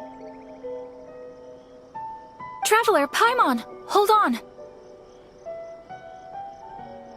Huh? Ayaka? Something has come up, and I would like to request your assistance. But you ought not be nervous. This is not coming from the Yashiro Commission or the Kamisato clan. It is my own individual request. Individual request? You mean personal stuff? Correct. It concerns my mother. This may seem a little sudden, but in my view, you are the only person I can entrust this to. A few days ago, I was sorting through some old family belongings when I found a notebook that belonged to my mother. She wrote about all kinds of things, mostly of little consequence. But what drew my attention was a name. It is one that I have never heard before, so the fact that she mentions it so frequently, it makes it difficult for me to ignore. Probably your mom's best buddy, right?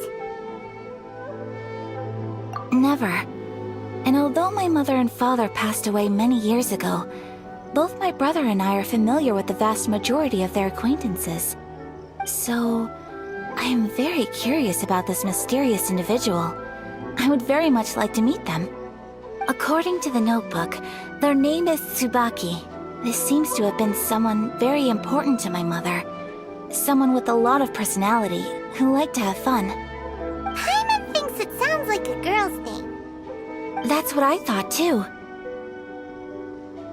So what do you want us to do? Do you need us to find her for you? No.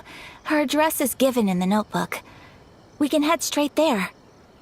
I wanted you to assist me with the preparation of greeting gifts. Please keep everything I have told you in strict confidence. The proper course of action would be to involve my brother and visit her together, but he is terribly busy at present, and on a more selfish note, I don't wish to involve anybody else from Inazuma in this matter. Exactly. That, and you are also a kind, well-mannered person with a genuine concern for other people. Not to mention trustworthy. I would not feel comfortable with anyone else in this situation. You can count on us! We've done greeting gifts before, so we should be able to help. In terms of payment, just treat us to some delicious food and we'll be more than happy. Wonderful! In fact, I was hoping to take this opportunity to show you both around. If you don't mind, of course. Oh, we don't mind. We don't mind at all. Do we? Thank you kindly. Shall we head off then? Ogura Textiles and Kimonos is our first stop. All right, sounds great.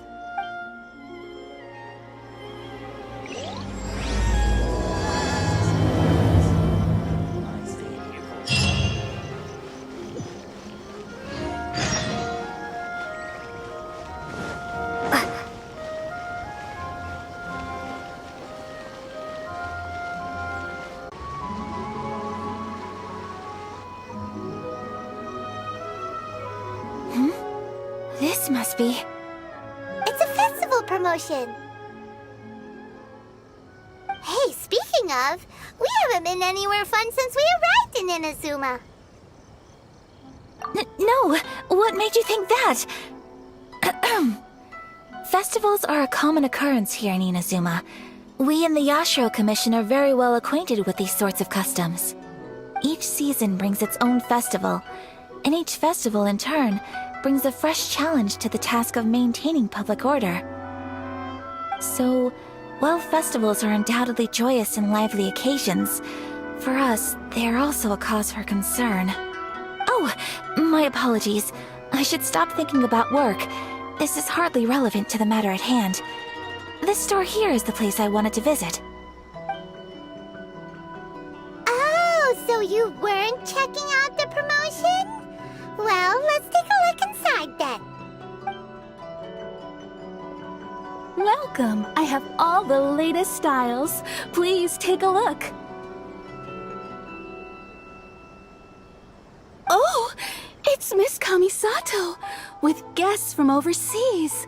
Welcome to Ogura Textiles and Kimonos. Are you here to purchase fabric or for tailored garments? Oh, greetings to you too. I have a design here for a garment. Would you be so kind as to take a look? Oh, Ayaka came prepared. Let me see. This could be... It could be... Oh, it's a very fine design. Miss Kamisato, you'd like us to make a kimono following this design, yes? Please, if you could. I'm honored that you'd choose Ogura Textiles and Kimonos for your tailoring needs. However, there is one rather difficult problem. Based on the design, this kind of kimono would require silk made from the silk flower. The majority of Inazuma's silk is imported from Liyue Harbor, but given the current climate... As you well know, Inazuma is currently under a strict lockdown. In all honesty, the impact on the textiles industry has been quite significant. We're struggling to import high-grade fabrics. So much of our tailoring business has been put on hold indefinitely.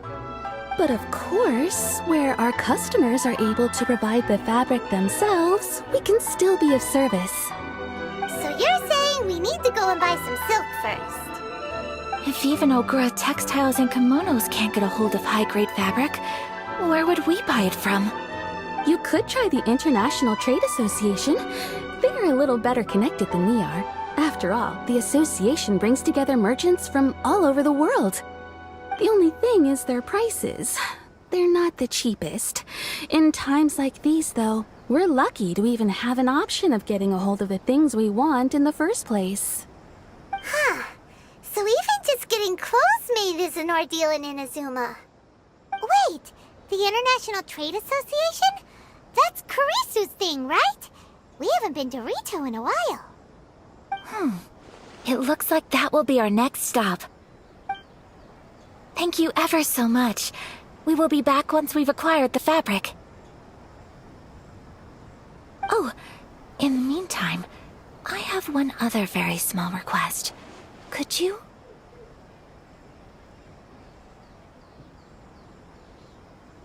Why is she being so secretive all of a sudden? Absolutely. Much obliged. My pleasure, Miss Kamisato. Honestly, I'm just as excited as you to see the end product. We haven't made a silk kimono for the longest time now, and this is a beautiful design. That's very kind of you, thank you. Goodbye for now. Traveler Paimon, let's try our luck at the International Trade Association.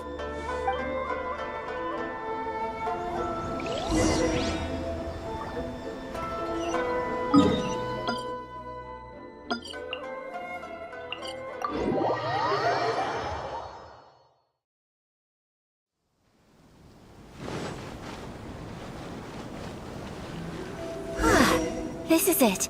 The International Trade Association. Okay then, we need to talk to Kurisu, right? Huh, doesn't look like he's here. Let's look around.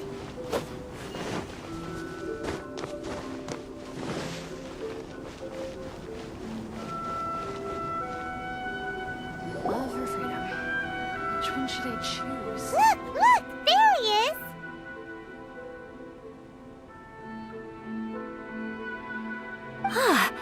Looks like we found him.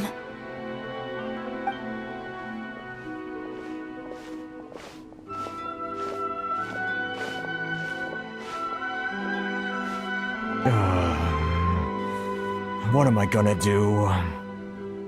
Mr. Kurisu, are you alright? Oh! You're Miss Ayaka from the Kamisato clan. How do you do? Better than you, it appears. And if it isn't the Traveler, I haven't seen you in a while. I take it you've been out of Rito? Thanks again for your help last time. The association is back in business, and it's all thanks to you. That's great, but, why were you staring into space just now? Did something bad happen? Well, you see... It's embarrassing to admit, but some of the association's goods have been stolen by vagrants. Which goods were stolen?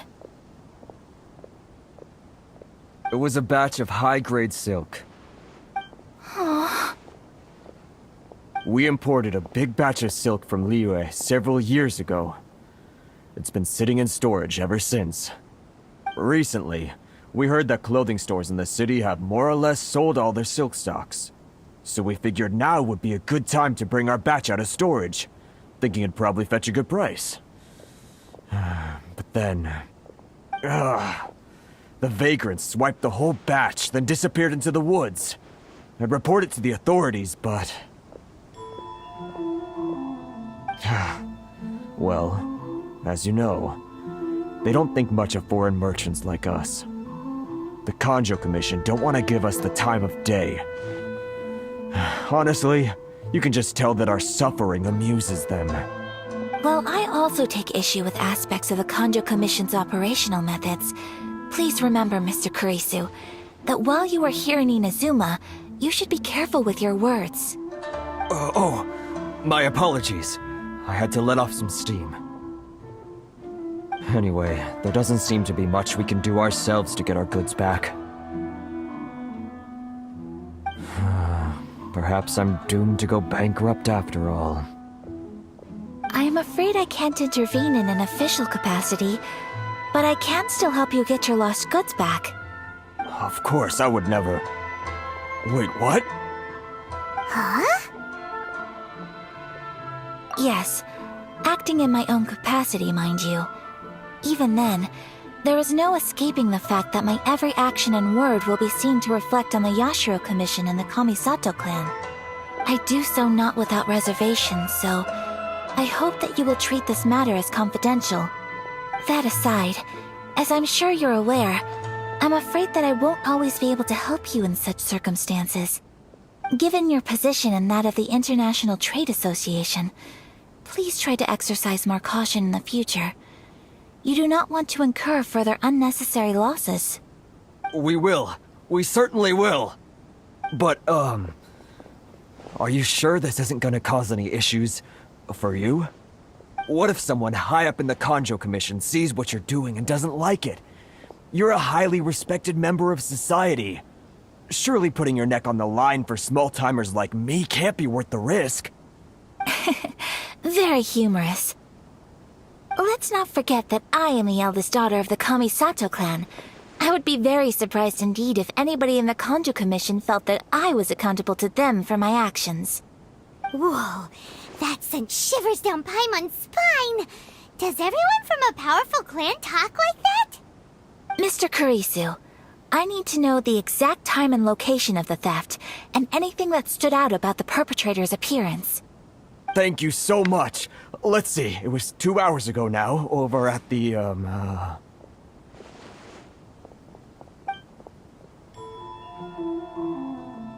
Everyone, please follow me to the scene of the crime. The investigation starts there. All right, off we go!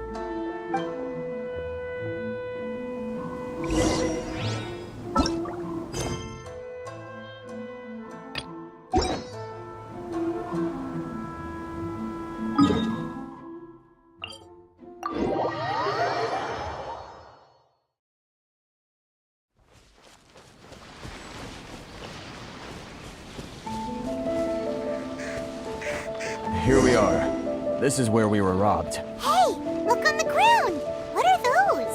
Huh? Footprints. Very deep ones at that. Leading towards the forest. Presumably the depth suggests that they were carrying something heavy. Let's see where they lead.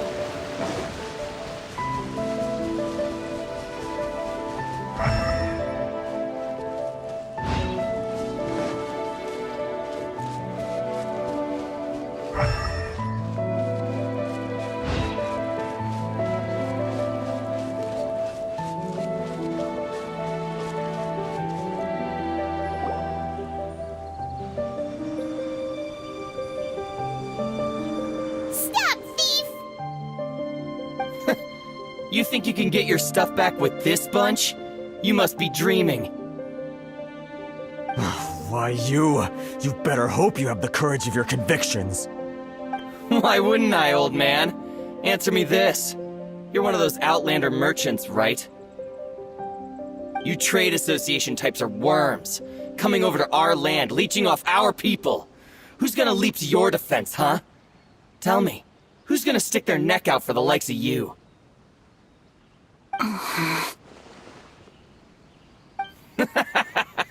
Look at that. No response. You know I'm right. Face it. This is Inazuma. You've got no ties here. You're at the bottom of the pile. Can you really blame us for walking all over you? You are despicable. Hey! I just had an idea. Since you came all this way, how about we do some business? Business? Pay up, and you can take your fabric back. Sound good? If you ask me, it beats walking out of here with black eyes and a broken nose. You're just a big bully! What choice do I have? Wait. Mr. Kurisu, please do not pay any money to this man. But... I trust you remember our agreement? If you keep your lips firmly sealed, I too shall uphold my end of the deal. Oh yes, of course! Then please stand well back where it is safe. Now, it is time for me to honor my word!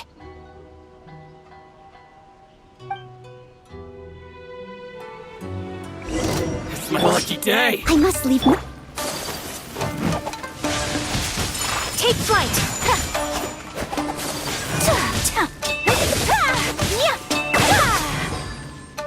See no more!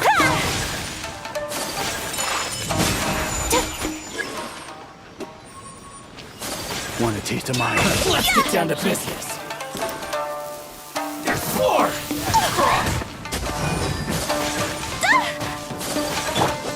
Steady as stone. Whirling snow! To the fairy!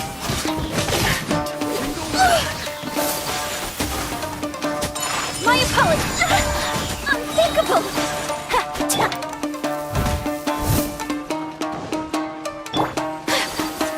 That tingle? Yeah! Got careless. Have a little... Take flight! Picked the wrong... Well, that's resolved then!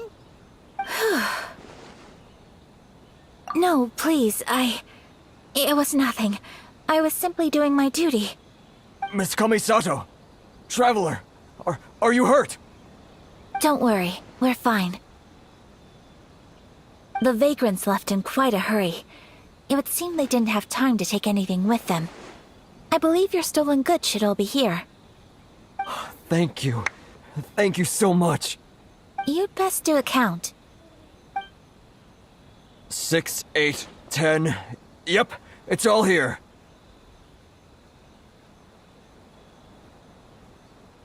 Great! Now we can finally buy some silk. Buy silk? You mean you need some of the silk here? This was indeed our intent.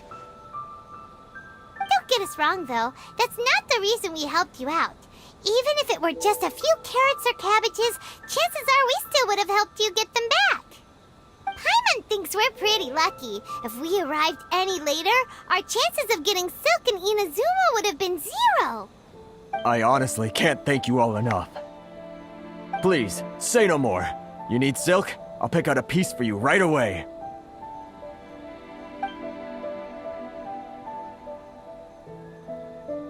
Thank you, good sir. How much do I owe you? Oh, it's free of charge. I could never ask you to pay after everything you've done for me. No, that will never do. Things cost what they cost, and what they cost is what I shall pay.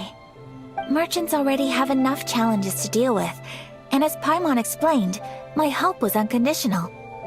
Please, sell your wares to me at the price you would sell them to any other customer.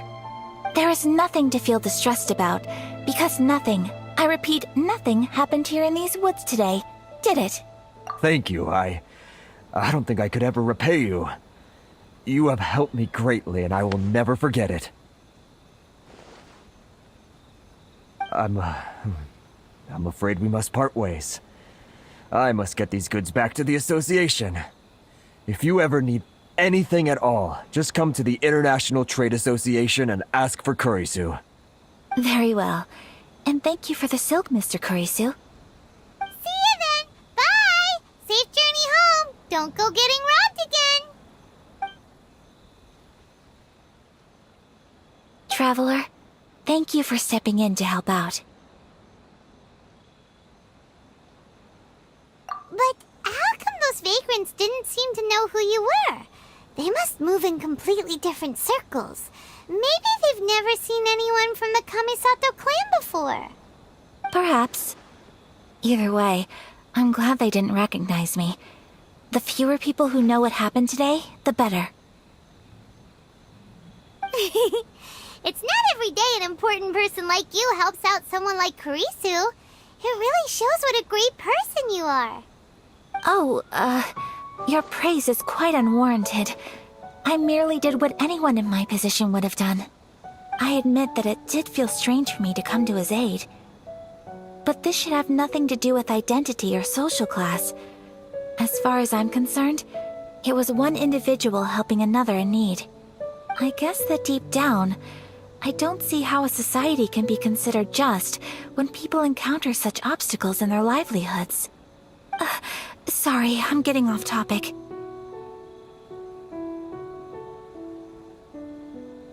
Right. Let's head back to Ogura Textiles and Kimonos and give our hard-won silk to the shopkeeper.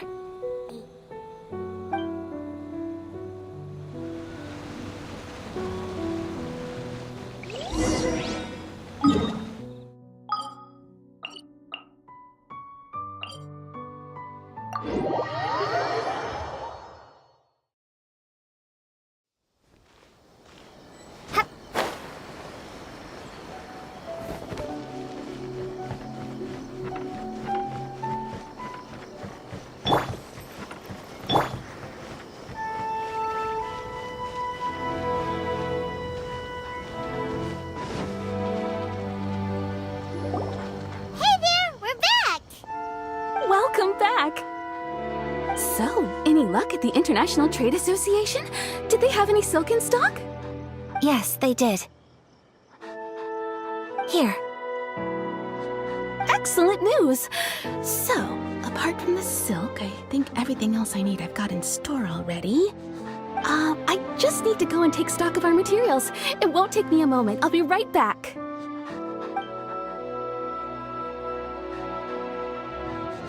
They better all be there.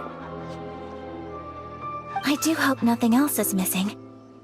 Traveler, on the subject of garments, I've been meaning to acquire a new outfit for you, too. It's just, I wasn't sure how you'd feel about the idea of dressing in Inazuman attire.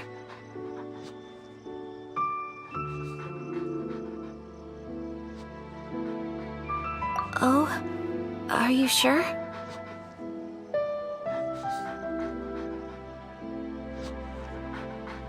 Is that so? Impressive. So travelers of your stature hold themselves to a dress code, as well as a code of conduct. More like when you're away from from home, you've gotta live by certain rules to survive, whether you like it or not. But Paimon would still love to check out some Inazuman outfits.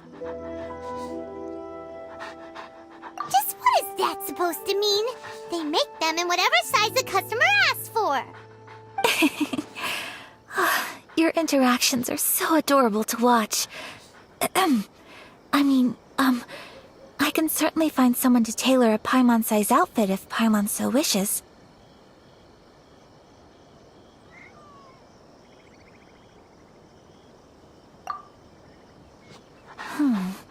Well, if you're sure, as you wish. Something else I've been wondering is, how do people in other nations dress? They sure do. Each nation has its own unique style. Traditional, fancy schmancy, casual, all very different, but each style is suited to its region. The study of clothing is a profound discipline, and I still have much to learn. When clothing becomes part of the expression of one's personality, even an extension of one's body, that is quite a wonderful thing. So I am not against dressing up. Far from it. Paimon agrees. You couldn't have put it any better. Paimon, you're so adorable that you could wear anything and it would look lovely on you. Wow! Paimon just got a compliment. Sorry to keep you waiting. I've checked my inventory. Thank you. Is there anything else you're missing? Fortunately not. I have all the materials I need.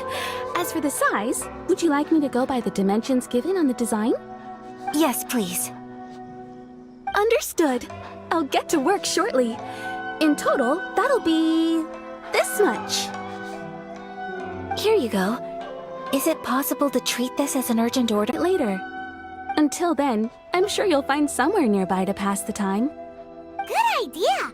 Let's check out the whole area. We don't want to leave any loose ends. There will be no loose ends while you're in my company. I already decided where to go while we wait.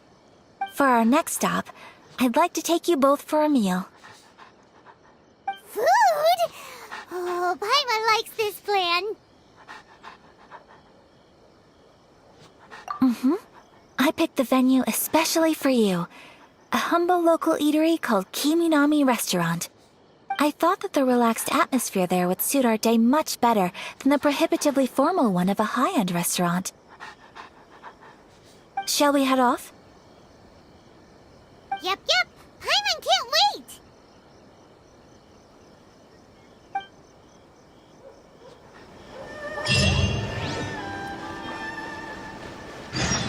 Hot Springs has magical powers to heal your bodies.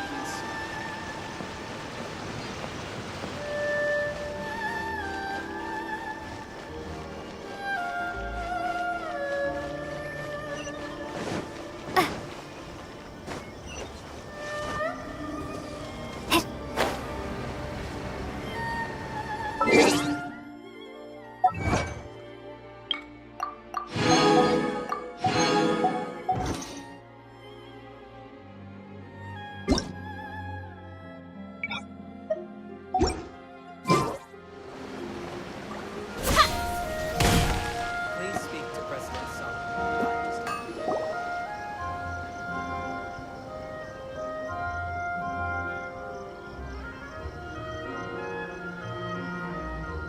Are we here? Ooh, it's one of those street-side places. Looks cute and cozy. Welcome! Oh, Miss Kiminami, how do you do? Miss Kamisato, perfect timing. Your booking was for... well, right now. I believe so. We'll be sticking to the order I placed in advance. As for the other matter we discussed, thank you for your help. Excellent, no problem. And everything you asked for is ready and waiting. Traveler, tiny customer, please wait here for a moment while I prepare your food. Go ahead and take a seat. There is something I need to take care of, but I'll be back momentarily. It's nothing of that sort. I just have a few minor things I need to attend to. I won't be long.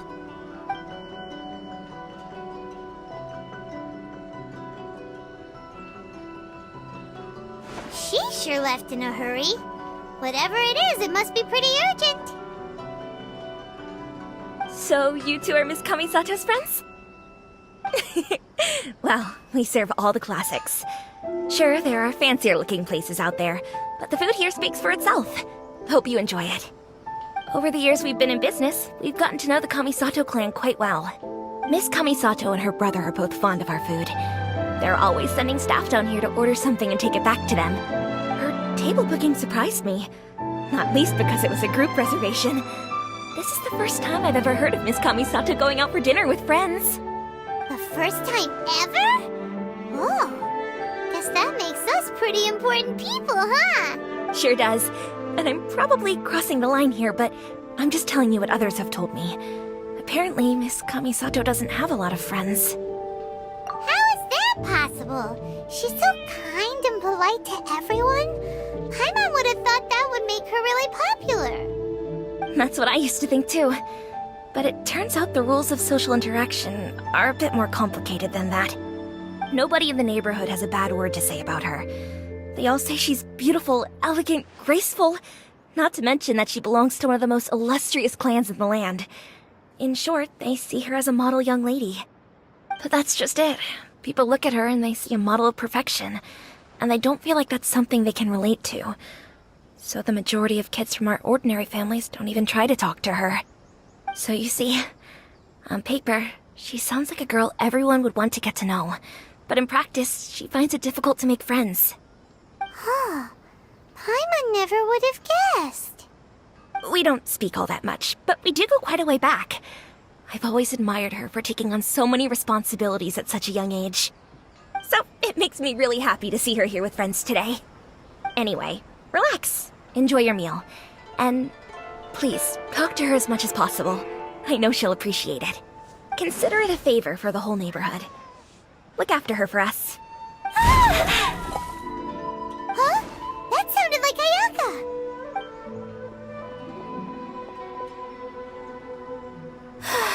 I'm so sorry, Traveler. Could you join me over there for a minute? I need your help with something.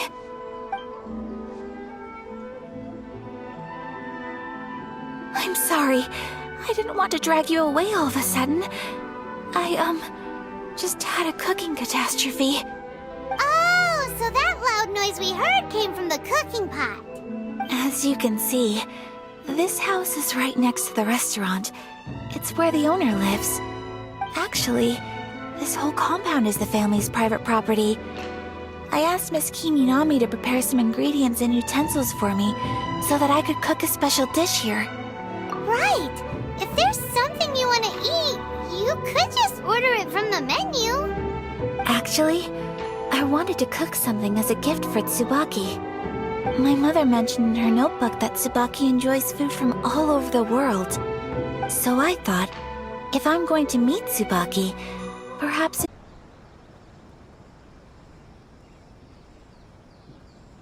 Hey! Don't make this weird. Can I leave you to finish this task then? Just as a personal favor. Is that okay? I'll be indebted to you. Great. But what kind of overseas dish would make a suitable gift? It needs to survive a journey from the kitchen to the recipient's doorstep. Oh, Paimon knows! There's one dish out there that was practically created for this purpose! Pizza! Pizza? It's an assortment of toppings and sauce spread over a bread base and cooked in the oven. And it's so good! That does sound pretty good.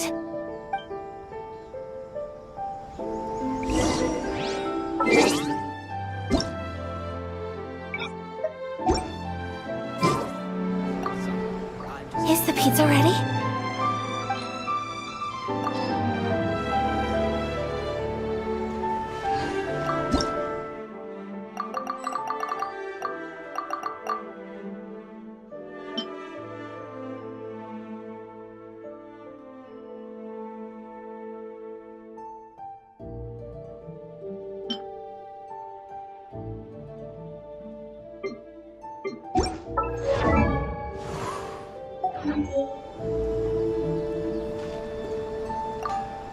Is the pizza...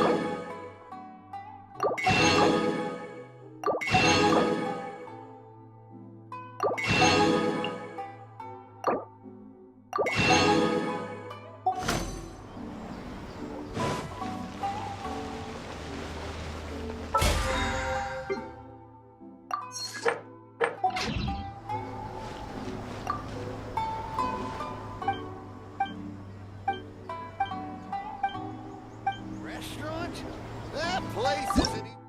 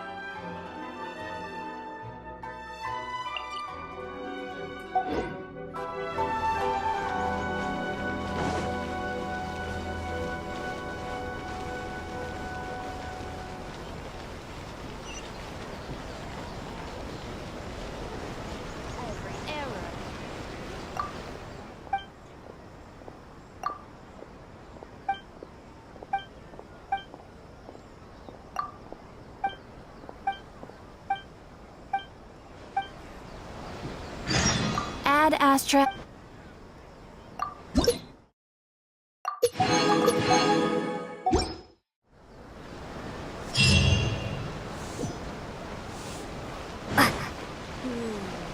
I think this time it'll do nothing.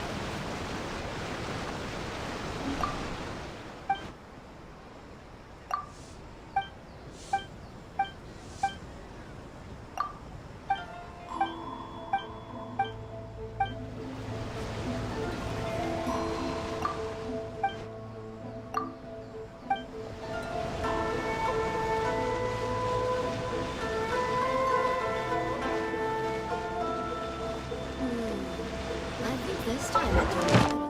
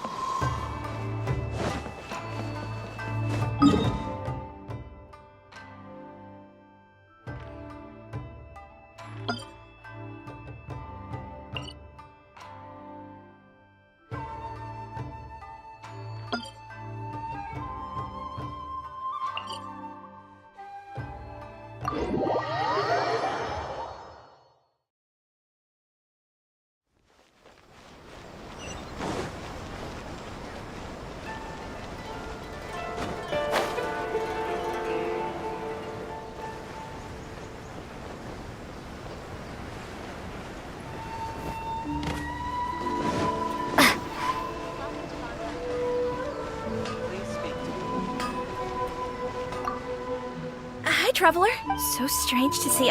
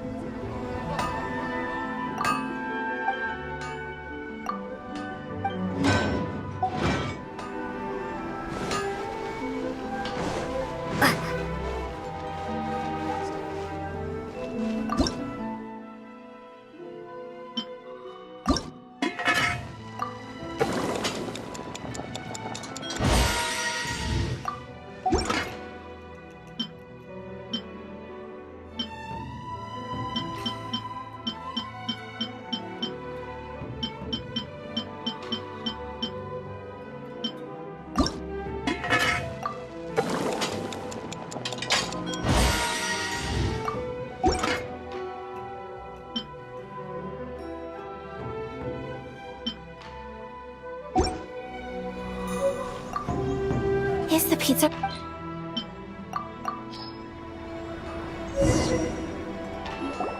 Oh, it's ready! It smells delicious. You're an excellent cook, Traveler. I would love to be able to master dishes from all over the world. Well, all you need to learn is a recipe. We can bring you some more recipes in the future if you like. Great. I look forward to learning from your culinary expertise. How are you all doing?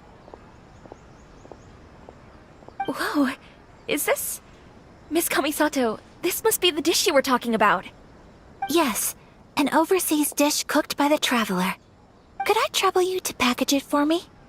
Sure, no problem. Oh, it smells good. I bet it tastes amazing. Oh, now I really want to put something like this on our menu. Want us to teach you how to make it? Oh, could you? The most satisfying meals are the ones you share with other people. So Paimon thinks that our friends in Mondstadt wouldn't mind us sharing this dish with Inazuma. Really? That's great. I've always wanted to learn how to cook some international dishes. If you can write down a recipe for me, I'll add it to our menu and put a promotion where everyone will see it. Since we've become a closed nation, people haven't had the chance to try anything new. Traveler, you're the best! I'll go pack up this dish for Miss Kamisato. Please, make your way back to the restaurant whenever you're ready. The food will be waiting for you.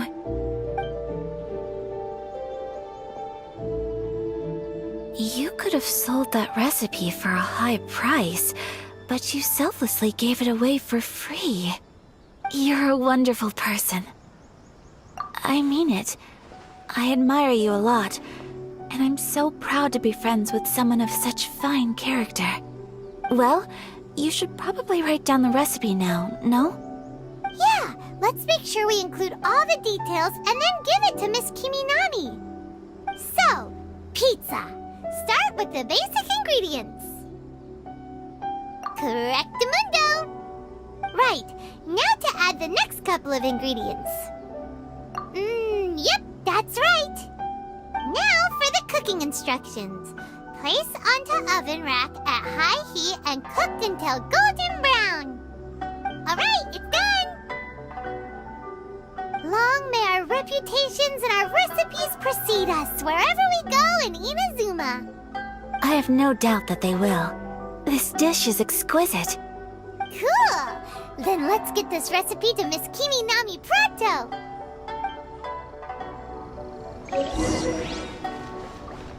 Please speak to us in song. Hey! Have you written out the recipe? Here it is. Thank you! Wowie! This is so exciting. I want to make it right away. Traveler, Paimon, please accept my sincerest apologies for delaying your meal. No problem. Food always tastes better when you've worked up an appetite. All right, let's dig in before it gets cold. Well, what do you think? Is Inazuman cuisine to your liking? It's amazing! Paimon loved this one! Oh, and especially that one over there! Good. I'm relieved. When I was attempting to cook earlier on, did you chat with the owner at all? And did she, say anything about me? She did, but don't worry. She's just happy for you is all. She's happy for me? Oh, then she must have told you. Did she, what does it matter? I know just as well as anybody else that I've got no friends. Hey, it's not you. Most people just haven't had the chance to talk to you one-on-one before. Thank you for your comforting words, Paimon. It's all true, though. I just don't have very many friends. Most of the time I'm either accompanied by family or staff, so everyone must have found it quite a surprise to see me taking you out for a meal.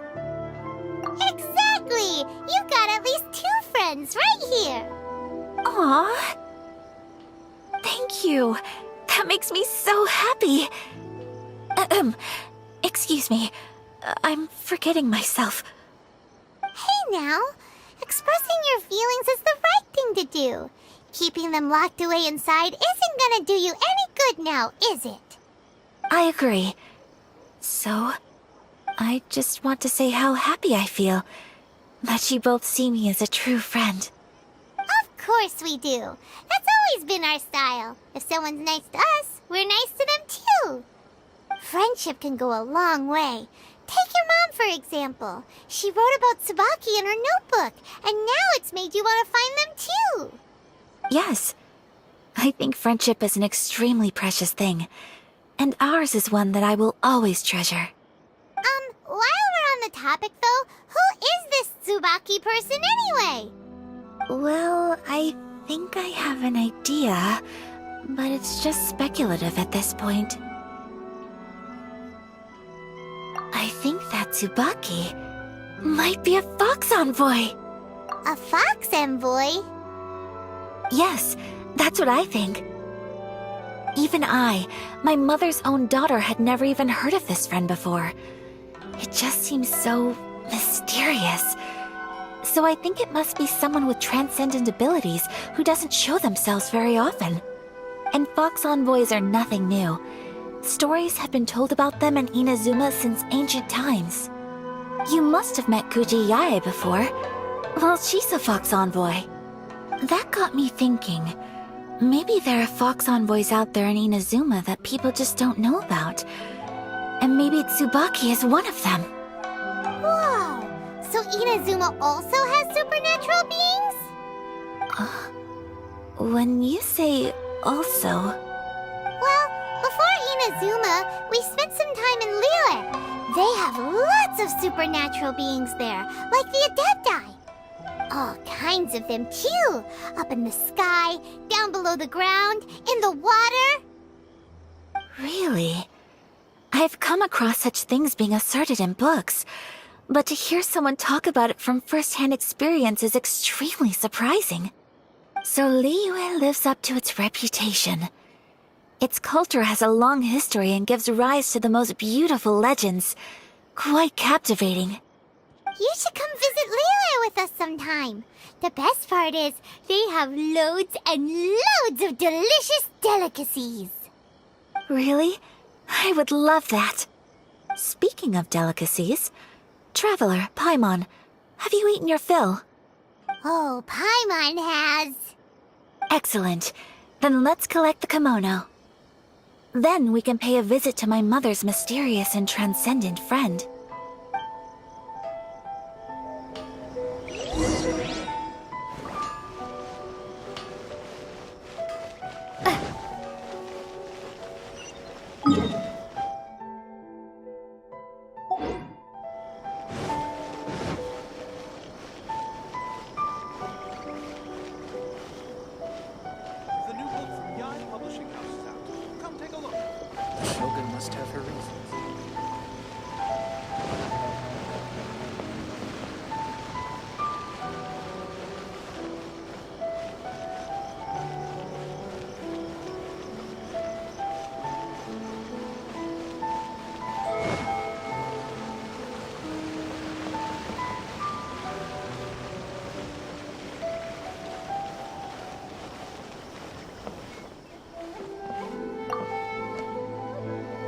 Your garment is ready, Miss Kamisato. I've folded and packaged it for you. Oh, and the other item we discussed? That's ready too. Thank you very much. No, thank you. It is a beautiful piece of clothing, and it was a pleasure to work on. See you again next time.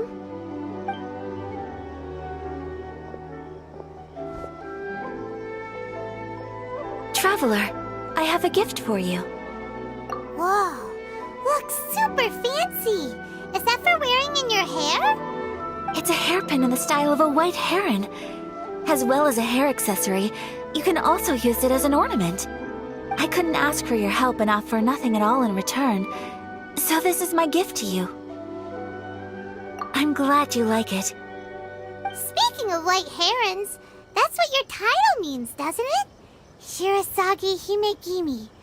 So this gift is like a little piece of yourself. It's just as elegant and beautiful as you are. You flatter me, Paimon. If this gift reminds you of me, that is all I could ask for. It definitely will. Alright, well, now we've got what we came for. We can set off. Time to go meet Tsubaki.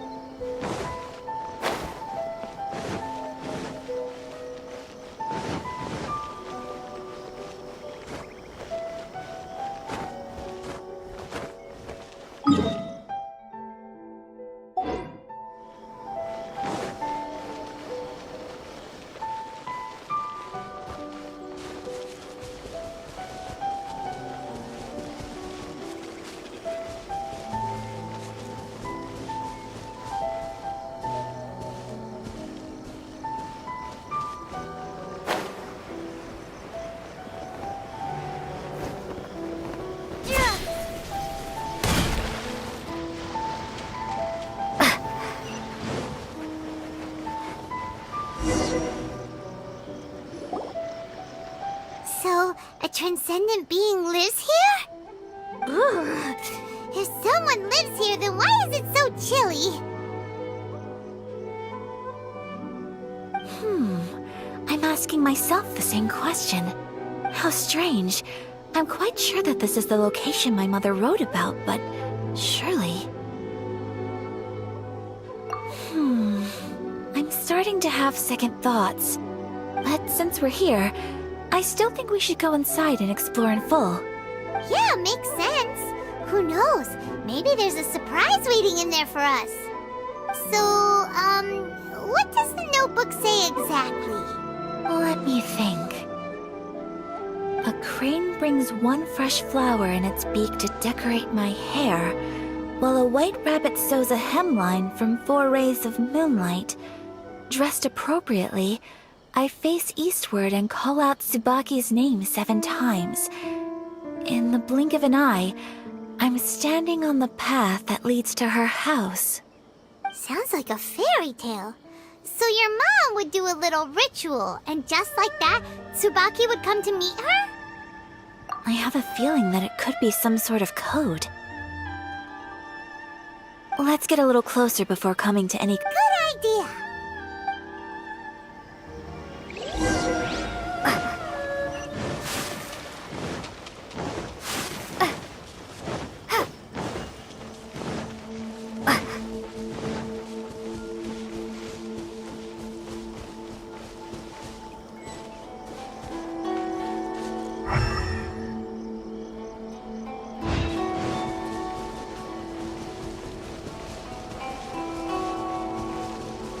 some bushes on the rocks in here. Could that be anything?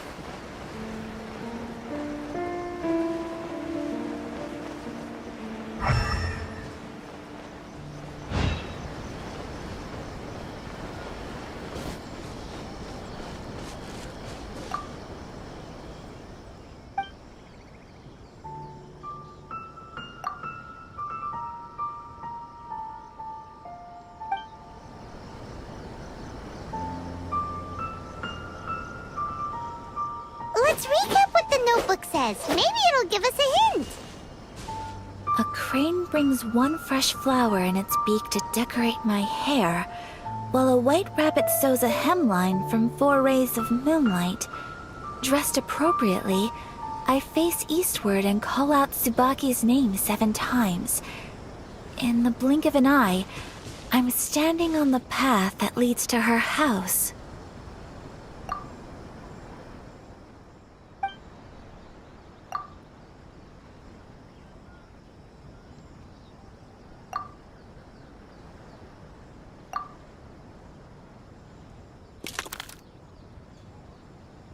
Strange. There's nothing in here. Let's keep looking around.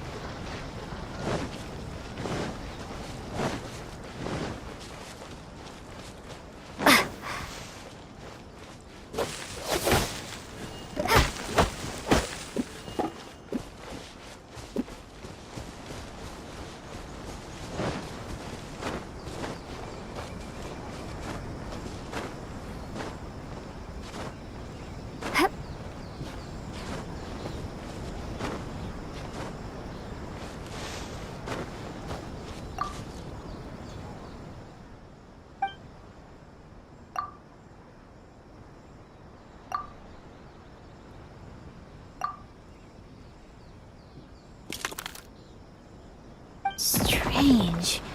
There's nothing in here. Let's keep looking around.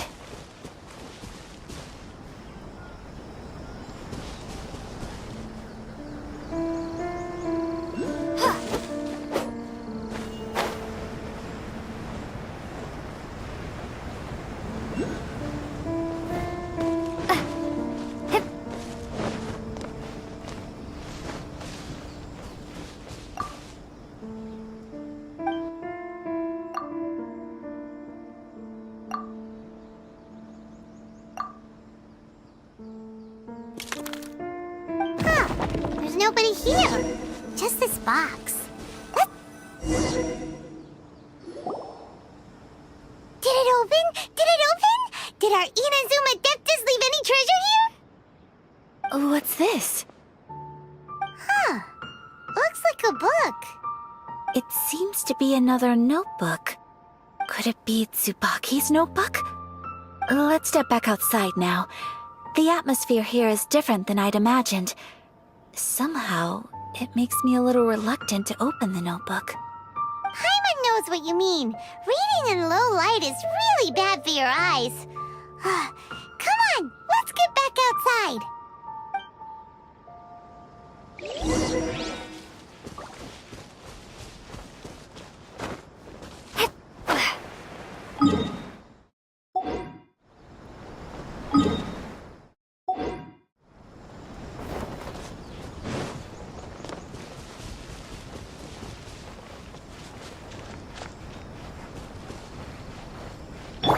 Judgment!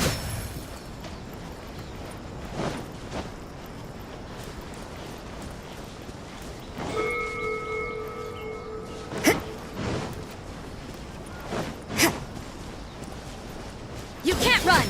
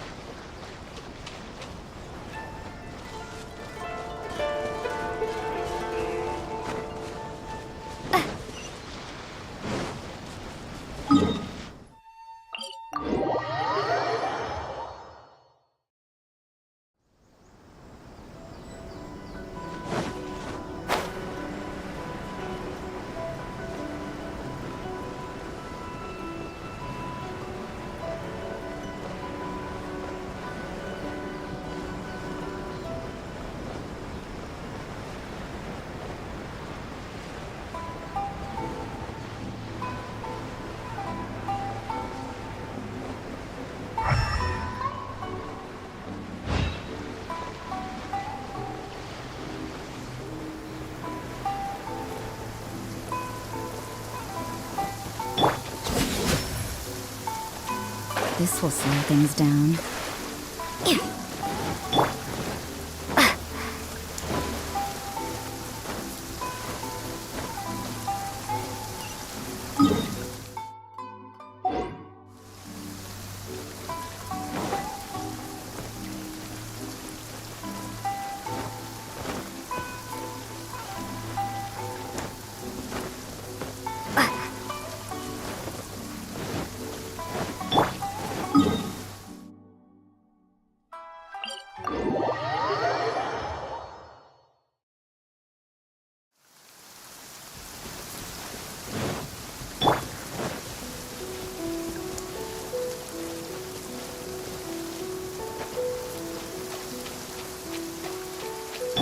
You can't run!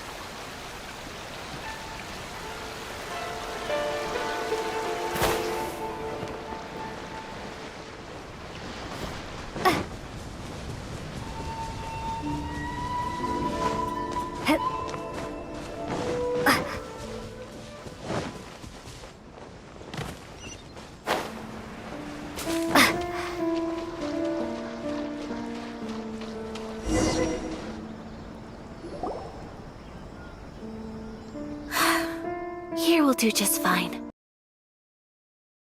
Alright, let's see what the notebook says. Ooh, Paimon bets it's all about mysterious treasure!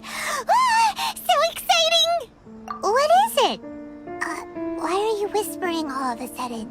You're making Paimon nervous.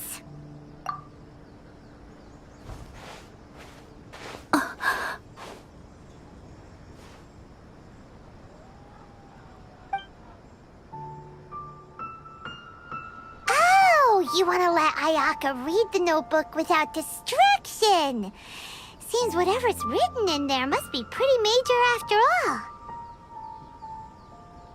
But, based on her expression, probably not a treasure map. What could it be?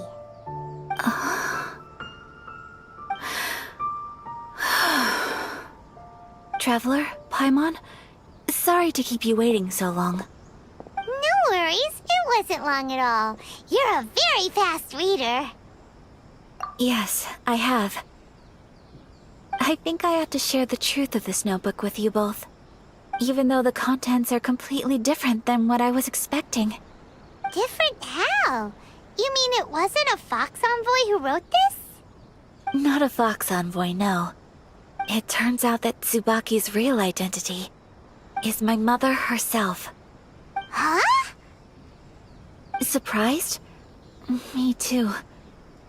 But that's what it says at the very beginning of the notebook. Tsubaki and I are the same person, and yet we are different.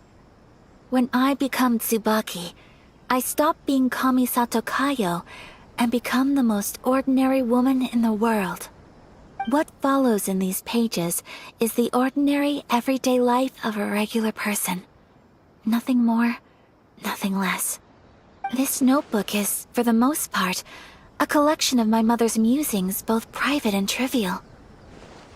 All of the things we thought were about Tsubaki were in fact about my mother herself.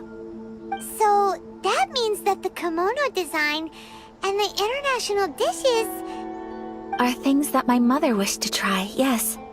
I'm sure this all sounds utterly bizarre to you, but to me at least, my mother's behavior is completely understandable. Or to put it another way, I actually have another side to myself as well. I was at a loss for words when I started reading the contents of the notebook. It almost felt like someone had looked inside my mind, examined my thoughts, and and then written them all down on paper. Ayaka. From the moment my mother married my father, she became the mother of the Kamisato household, and with that came all sorts of duties. At the same time, the prestige of the Yashiro Commission brought its own share of responsibility. On top of that, every action she ever took was seen as representing the Kamisato clan. People were always watching her. Under such circumstances, she never had much time to do the things she really wanted to do. After my parents passed away, Ayato and I took over responsibility for the affairs of the clan. We ran into all sorts of difficulties during that time. I'm not sure if people outside the clan could ever imagine what it was like. Every time I found myself up against a difficult issue, I'd ask myself, did my mother go through this too? What would she have done in this situation? Maybe it's because it had been so long since I last saw her, but somehow, all that was left of her in my mind was the side of her that inspired awe and commanded respect. But my image of her was incorrect. When I read this notebook, I realized she was just like me. Underneath whatever position she may have held, she was just an ordinary person. She liked pretty kimonos. She wanted to try food from different places. She yearned to see sights she'd never seen before. Maybe this all sounds immature to you, but I feel just the same way.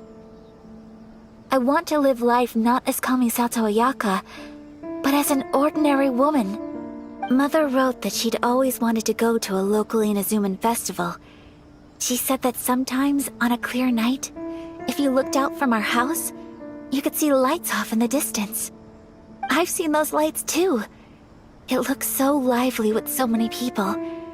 And it's so brightly lit, it makes the whole sky glow. Of course, sometimes it does make me a bit anxious from a public order perspective. But for someone of my position to just show up at a festival with no warning, it could be considered improper etiquette. Especially even if no one stopped us. The idea of the Yashiro Commission going out into the crowd, it'd certainly draw some strange looks. People would probably start thinking there was trouble afoot. Mother said that she didn't want to put people on edge. She wanted everyone to enjoy the fun and freedom of the festival. She didn't want to disturb them, and didn't have much free time anyway, so she never went. Not even once. Aw, so the kimono design, that must have been the outfit she planned on wearing if she ever did go to a festival, right? That's right. And sometimes, festivals sell international food. She wanted to try that too.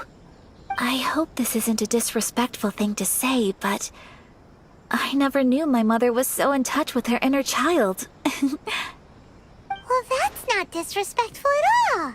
Paimon thinks your mom was the best of both. A big softie on the inside and a big sense of responsibility on the outside. Without knowing it, I've ended up fulfilling several of my mother's wishes already. But going to a festival is the one thing that I cannot do for her. Perhaps this is one thing that can simply never be. I understand. Thank you. I think I realize something now. Mother and I are so similar in so many ways. The things she faced are things that I too will go on to face. She chose to place her unfulfilled wishes onto the identity of Tsubaki. As for me, I've already decided. Oh, so you decided on an alter ego too? No, I don't plan to do anything like that. I think I will set myself a new goal. To live each day without regrets. So, Traveler, Deep breaths, Ayaka. Deep breaths. Would you be at all interested in checking out an Inazuman festival? Paimon's been dying to go ever since we saw that poster. Paimon would love to go with you, Ayaka. Hey, come on, don't make fun. It's just because I used to have the same concerns my mother did. But now, I don't think I need to worry about it so much. I'm going to be true to myself and fulfill the wish that my mother and I shared. I know that you of all people can understand me going my own way on this. So, let's do this, you and me. Let's go to a festival together. Paimon wants to come! Festivals here have loads of tasty snacks too, right? Oh, and fun and games! Great. Thanks, you guys. If we head over now, we should still make it in time. Oh, good point. Today is the last day, right? What are we waiting for? Let's go!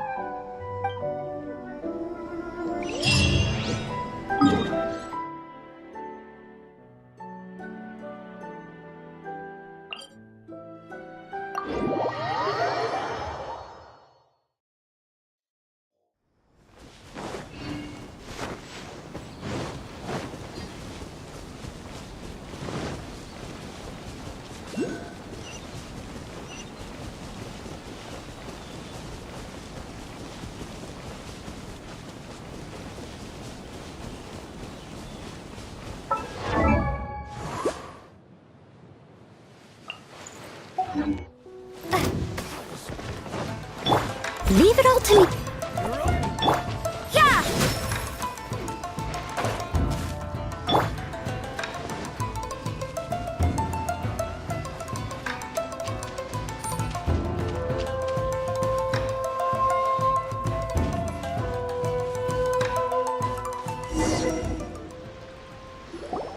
We're here!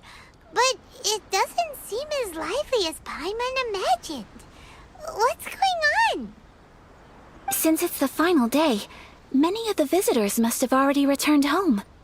I've heard that the peddlers often close up shop earlier on the last day because there are fewer people around. I'll go and ask. Whatever happens, I at least need to go inside just this once.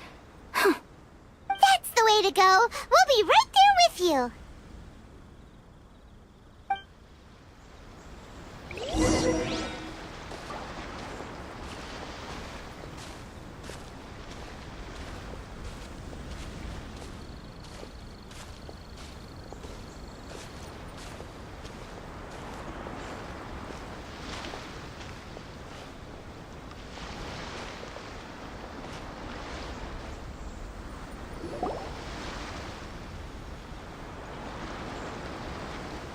It hasn't closed yet.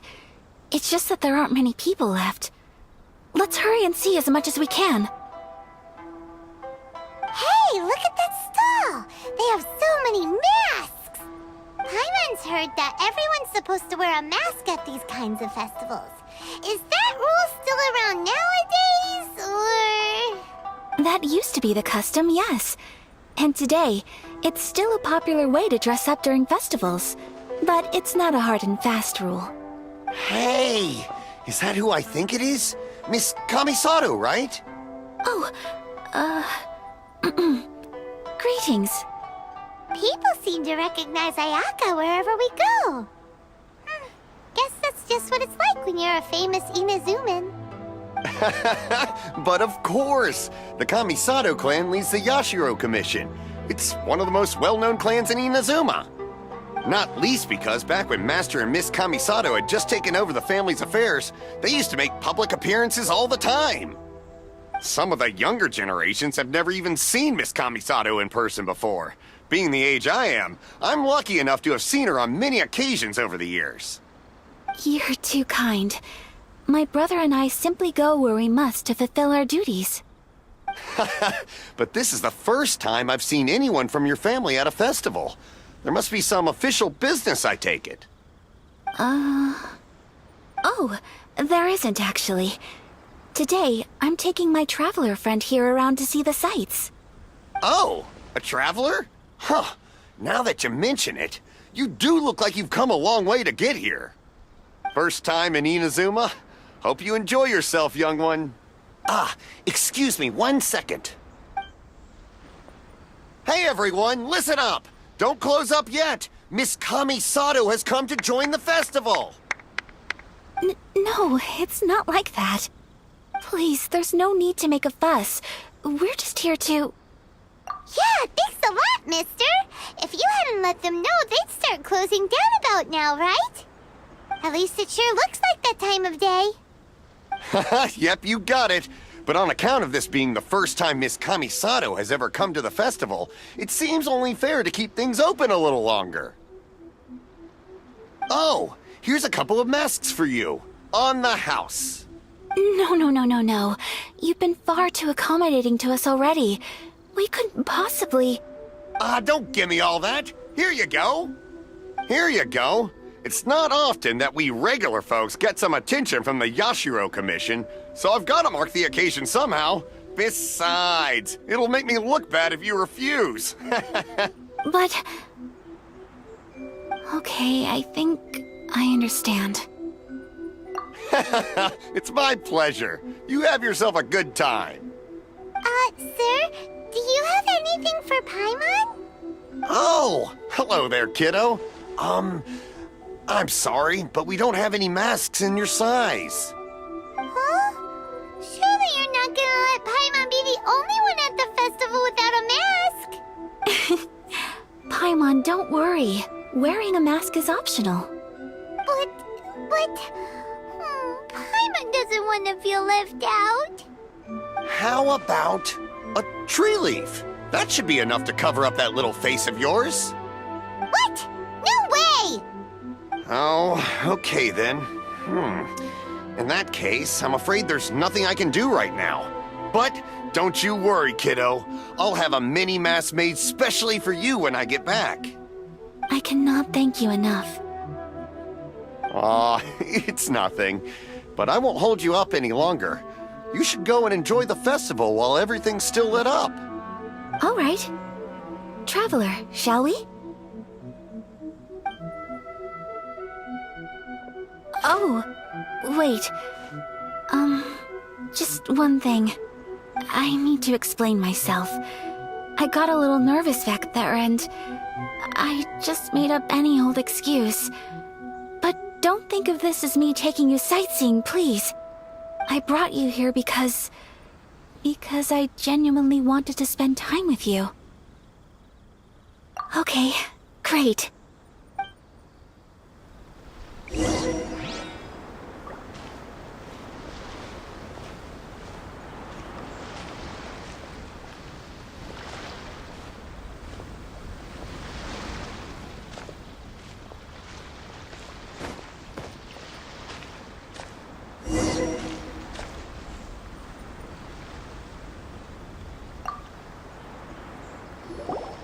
Traveler, look! This stall's doing fortune slips. Miss Kamisato! Hello there! You're out with friends today? Oh, what a rare privilege! Welcome, welcome! Would you like to give it a go? Okay. How much is it per draw? I wouldn't expect you to know this, but the XIAOOO Commission was very good to my uncle on my father's side at one point in time. Thinking about it, it was when your father was around. I think he dealt with it personally. So you see, how could I possibly take your money? What? Are you sure? Of course! If you like what you see, then please, be my guest. Same goes for your two friends here. Traveler? Paimon? What do you think? It seems like everyone wants to do something nice for Ayaka. So, if they insist, who are we to resist? Well, if that's how you feel, then okay. We'll take you up on your kind offer, sir. Let's each do a draw. Alrighty then. Whenever you're ready. Draw a slip and reveal your fortune.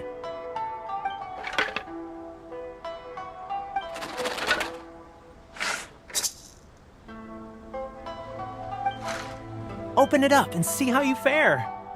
Whoa! Which one did you get? Paimon got Rising Fortune. No way! We got the same one! Traveler, what did you get? Wow, you're so lucky! Oh, congratulations are in order. Here's what great fortune from heaven means. The blessings of the gods are upon you. Your voyage ahead shall be plain sailing, and all your endeavors shall prosper. In other words, your good luck isn't about to run out anytime soon. What a great sign! Good things lie ahead! Congratulations. You all have very fine fortunes lined up. With this kind of luck, you'll certainly be able to achieve anything that you wish. Well said! Here's hoping that our good luck will never run out!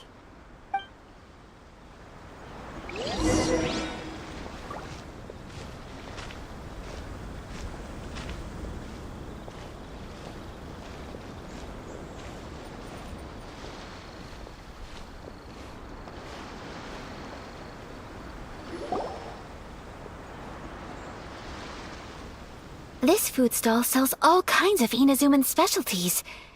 Anything you want to eat, it's my treat. Wow, it all looks so good! Is it okay if Paimon has one of everything? Of course it is. But we don't want anything to go to waste. Let's try them one at a time. Ooh, Ayaka, Paimon wants those dango. Sure. Those look good too. Ooh, but so do the egg rolls. Paimon will try an egg roll too, please. All right then. I too shall have a Sakura mochi. All right, coming right up.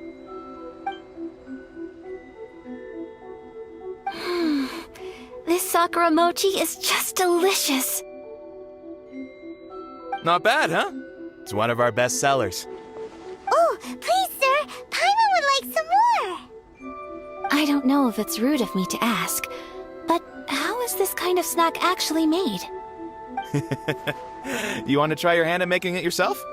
No problem. Just give me a second and I'll write out the recipe for you. Ooh, a new recipe? Are you sure about this? If you share the recipe, isn't that tantamount to giving away your trade secrets or something? Well, it was you who gave Kiminami Restaurant that recipe for an overseas dish, wasn't it? She and I are good friends. We trade culinary tips all the time. Here you go. Just treat it as me returning a favor on behalf of my friend. Thank you so much. I will study it very carefully and try my best to do it justice. You there, you want the recipe too? Go on, I can see that you enjoyed it. There's no greater feeling than creating delicious food with your own two hands. You should definitely give it a try. I will. Once I've learned how to make it, will you two be my taste testers? Oh, definitely! Can't wait! All right. I'll do my best. Well, we may have arrived near the end of the festival, but it's still been super fun. Paimon approves! Yes, I agree. To spend the festival together with you today has been a truly wonderful experience.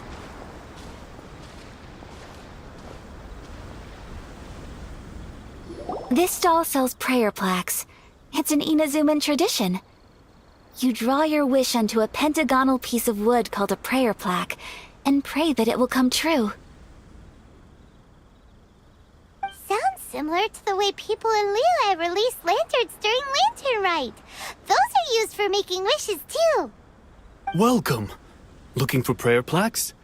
Every wish is sacred, and you've still got time to make yours before the festival ends. Looks fun! Shall we give it a try? Oh, wait, there's writing and drawing involved? Ugh, count Paimon out then. Paimon's head's feeling kind of fuzzy after eating so much just now. Not the best time for an intense burst of mental activity. 2 prayer plaques, please, sir. 2 prayer plaques for the young lady. There you go.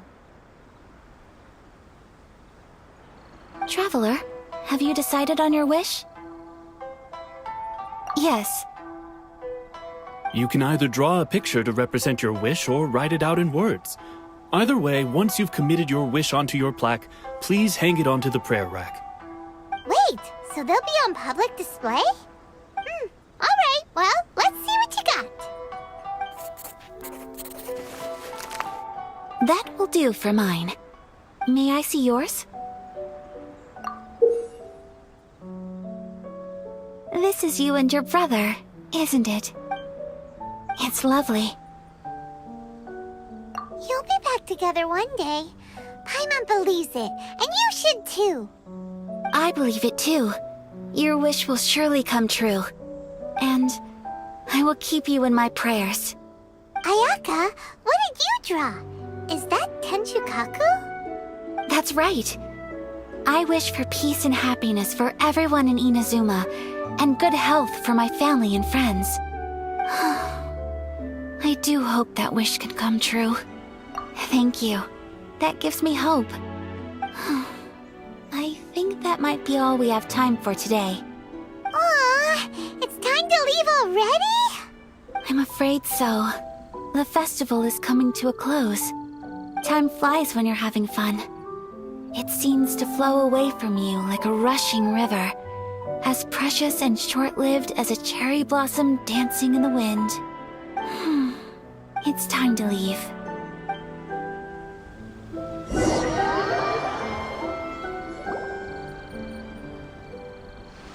Traveler, today was the first time in my life that I've ever been to a festival. You've known me for some time now. I think you understand my personality, don't you? Knowing me, I just know that today could not have been such a happy day without you. So thank you. Today really meant a lot to me. And the memories will always have a special place in my heart. Festivals are great. There aren't many rules. Everyone has that smile that comes from deep inside. And it's just so carefree and happy.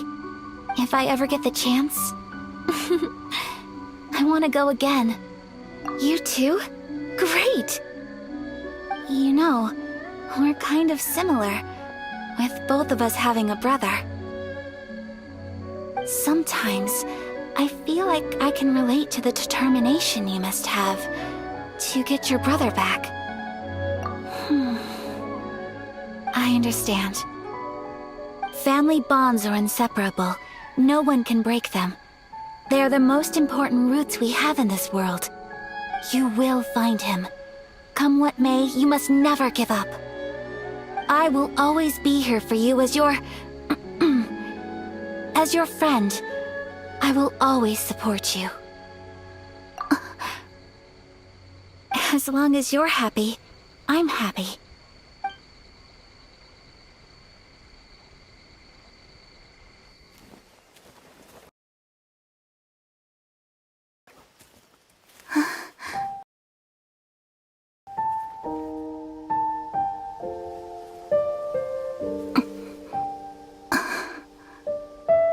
Oh, Traveler. Huh? There's something that I'd like to do. If you could spare me yet another moment.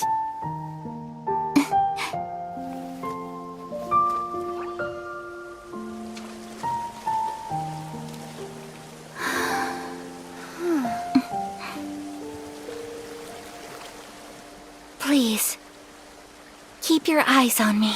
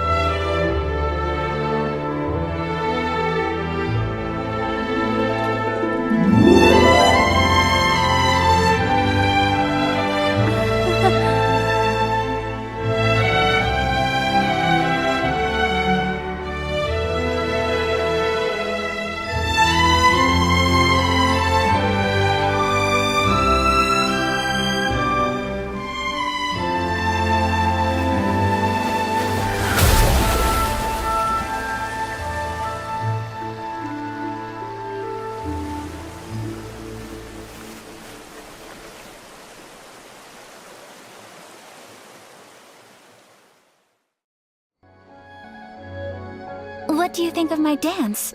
Did you like it? It was so pretty. Beautiful, elegant, and something else Paimon can't put into words. Paimon doesn't really know what it was, but it is art. I'm not very good at this kind of dance. So, as long as I didn't embarrass myself, that's all that matters. I just had a sudden urge, and I ran with it. In a way, that sort of sums up today for me. Dancing like nobody's watching. That goes for you, too. When I'm with you, time seems to slow down and speed up at the same time. Anyway, it looks like this is goodbye for today. I can see myself the rest of the way back.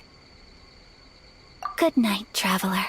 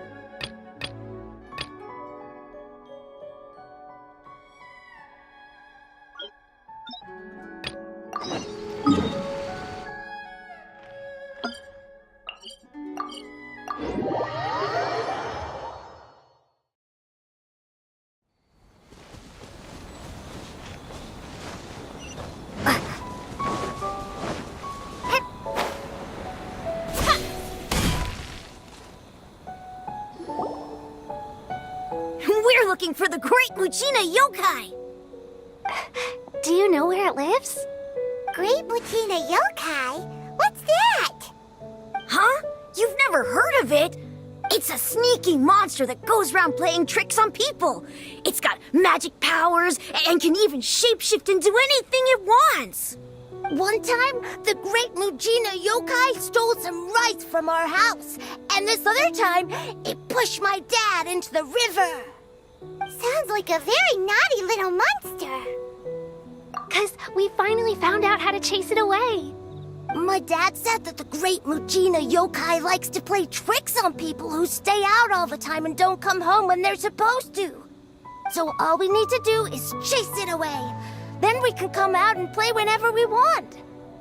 This monster sounds scary, though. Aren't you guys afraid? Surely your parents must be worried about you. Oh, not really. I told my dad that I was gonna find the Great Muchina Yokai with some friends, and he didn't even say anything. So we think it must be weak right now. It's probably hiding away so it can rest. Yeah, so as long as we get home before it gets its strength back, we'll be safe. Something sounds very strange about all this, but Paimon can't say exactly what it is.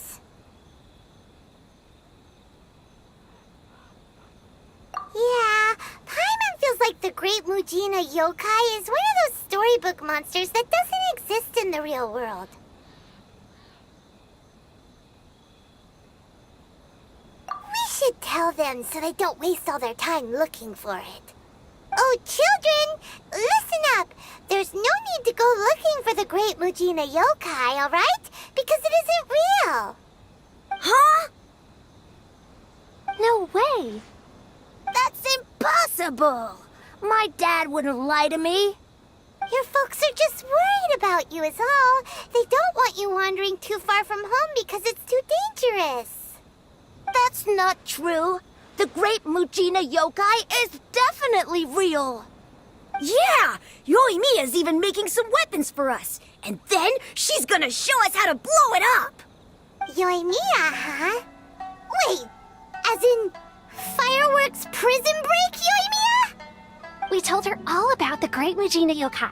She said we shouldn't be scared of it. We should learn how to chase it away instead. We've been waiting for ages now. And finally, Yoimiya said that today's the day. Yoimiya plays with us and tells us stories all the time. She wouldn't tell a lie. But... Come on, let's get out of here and go find Yoimiya. Wait, hold on, don't go! They didn't seem to take that very well. But Paimon was only trying to look out for them. Who knows what Yoimiya's got to do with this? Let's follow the kids and see what's going on.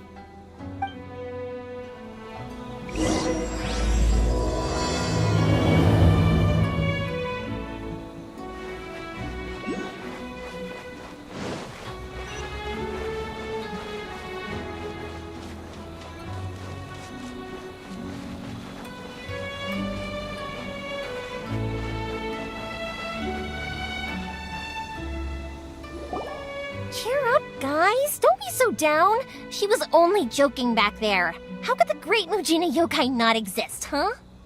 But we've never seen it for ourselves.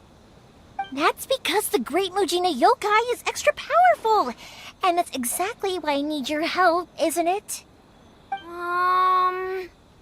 It's okay. Don't be discouraged. Hey, remember, if you want to be a hero, you gotta have patience. And wisdom, too. Even if you can't find it right now, it'll definitely show up before the fireworks show starts. So, remember to come and pick up your weapons from me before then, okay? No matter how powerful the great Mujina yokai might be, it's no match for my specially made fireworks. Just light them up and you'll scare it off no problem. It's up to you guys to protect your homes, your crops, and your folks. Got it! Thanks, Miss Yoimiya. We'll try and be more patient. Oh, yeah. Hold up a sec. I have a few slips of paper for you guys. One each. Remember to give it to your parents and tell them to keep it safe. Just tell them it's from Yoimiya. They'll know what it's about. Okay. Thank you, Yoimiya. We're gonna go back now. Oh, thanks, Yoimiya. Come play with us soon. Sure thing. Will do. Take care on the way back, and I'll see you later.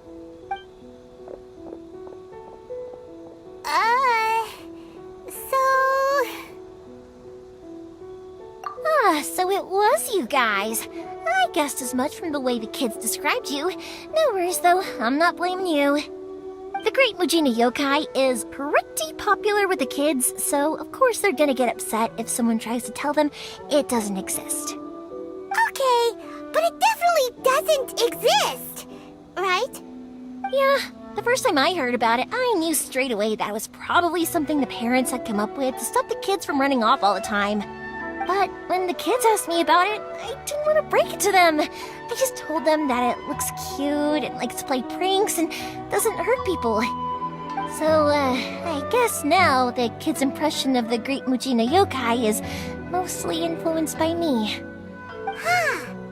So in a way, this monster is all a product of your creativity? Maybe so. In any case, I'm not gonna be the one who exposes it. Sure, it's likely that the parents just wanted to stop the kids from staying out all the time, but they could have easily had other reasons too. If I just go ahead and tell them that the great Mujina yokai doesn't exist without knowing the full story, then who knows? I might be doing more harm than good. Besides, they're just kids. They should be allowed to believe it if it makes them happy. That's more important to them than questioning what's real and what isn't. Heck, I entertain my fair share of fantasies too. The fire diamond that spins around and shoots out lights that are all the colors of the rainbow. Ooh, the mist spirits that live far off in the mountains and guide you to fairyland if you can find them. I know that they don't really exist, but I still enjoy believing in them. If someone came up to me and started telling me to stop being so stupid, they don't exist, I'd give them the evil eyes and tell them to get the heck out of my face because it's just so annoying. Right? So what if it's made up? It's also really awesome and kind of magical. So it's not up to anyone else to tell me what's what. The things we believed and the experiences we had when we were young turn into our priceless treasures as we grow up. When you were kids, surely you guys believed in things like heroes who slew dragons and sacred swords that cut through darkness. It's the same thing.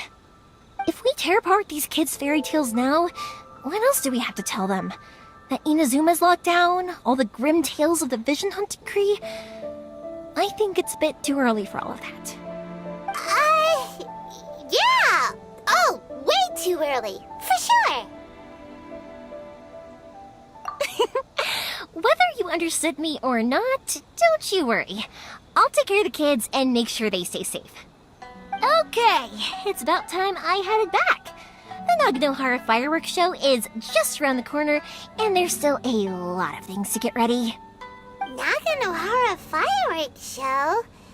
Is that hosted by your family or something? Well, yeah. I mean, that's why our name is on the event. It's well known throughout Inazuma. Oh, on the subject, are you busy these days? If not, then you should totally come along. I'll prepare an extra pretty firework just for you. In that case, come with me to Naganohara. We'll go see my boss. There's still a few fireworks to finish off before the show. Inazuma is home to the Yai Publishing House, and a lot of people who like to write stories too. In fact, most of what they write is based off of the kinds of fairy tales I was just talking about. A lot of them have bad endings though. Like, the fire diamond will get put in a rich person's gallery where it will never be ignited again. Or, someone will see...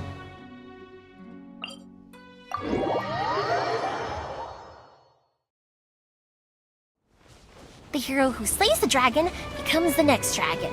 The sacred sword that once fought the darkness now becomes a doomsday weapon. I know these kinds of stories are all the rage nowadays, but I really can't bring myself to like them. If something's magical, it should be kept that way. Don't worry.